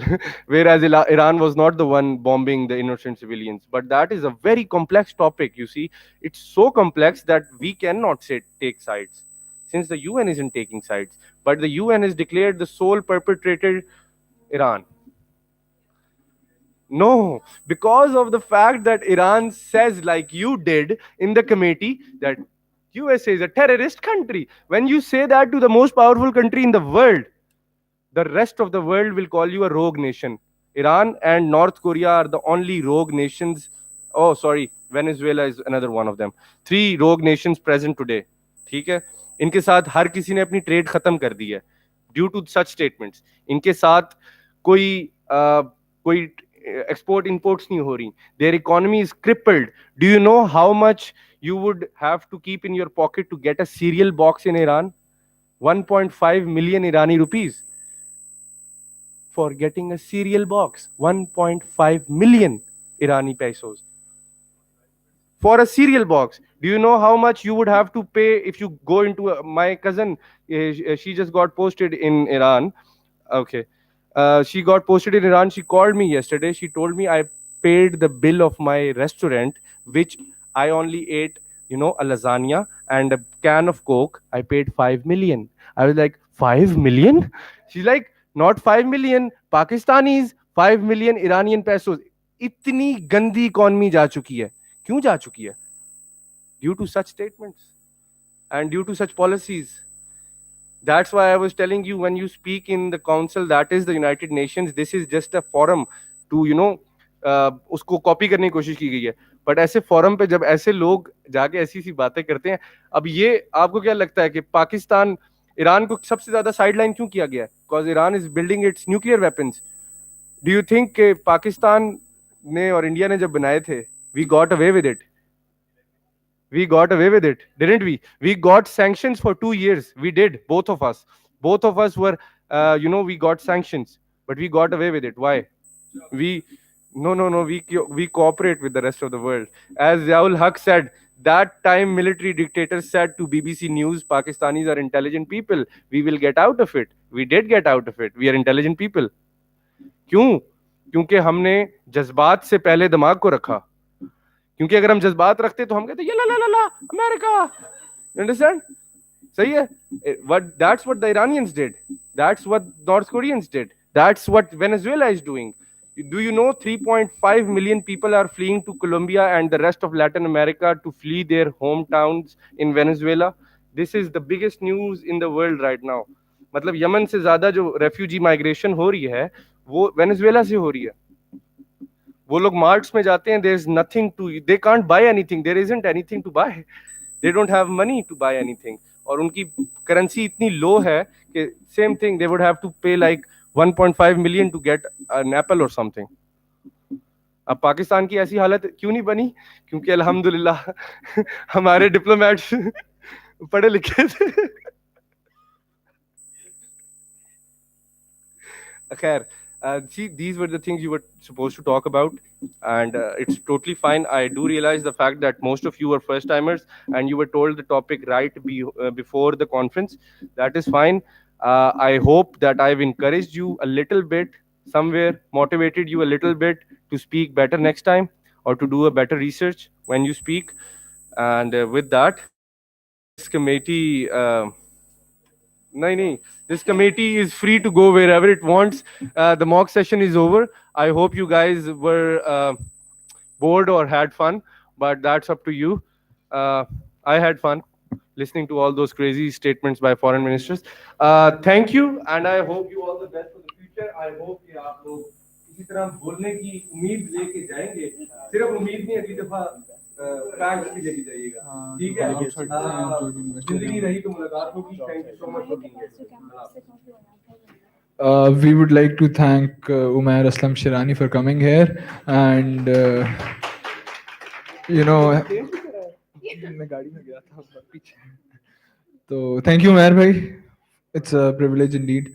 Or all those who are from outside, we are having a social event, a DJ night right now. Your passes are free. You just have to show your play cards. And for the people who are from the university, you will get your passes at a discounted rate. Discounted rate. चारे. हाँ जी. यार पानी नहीं पहुंचा. मैं इतना बोला मेरे गला जब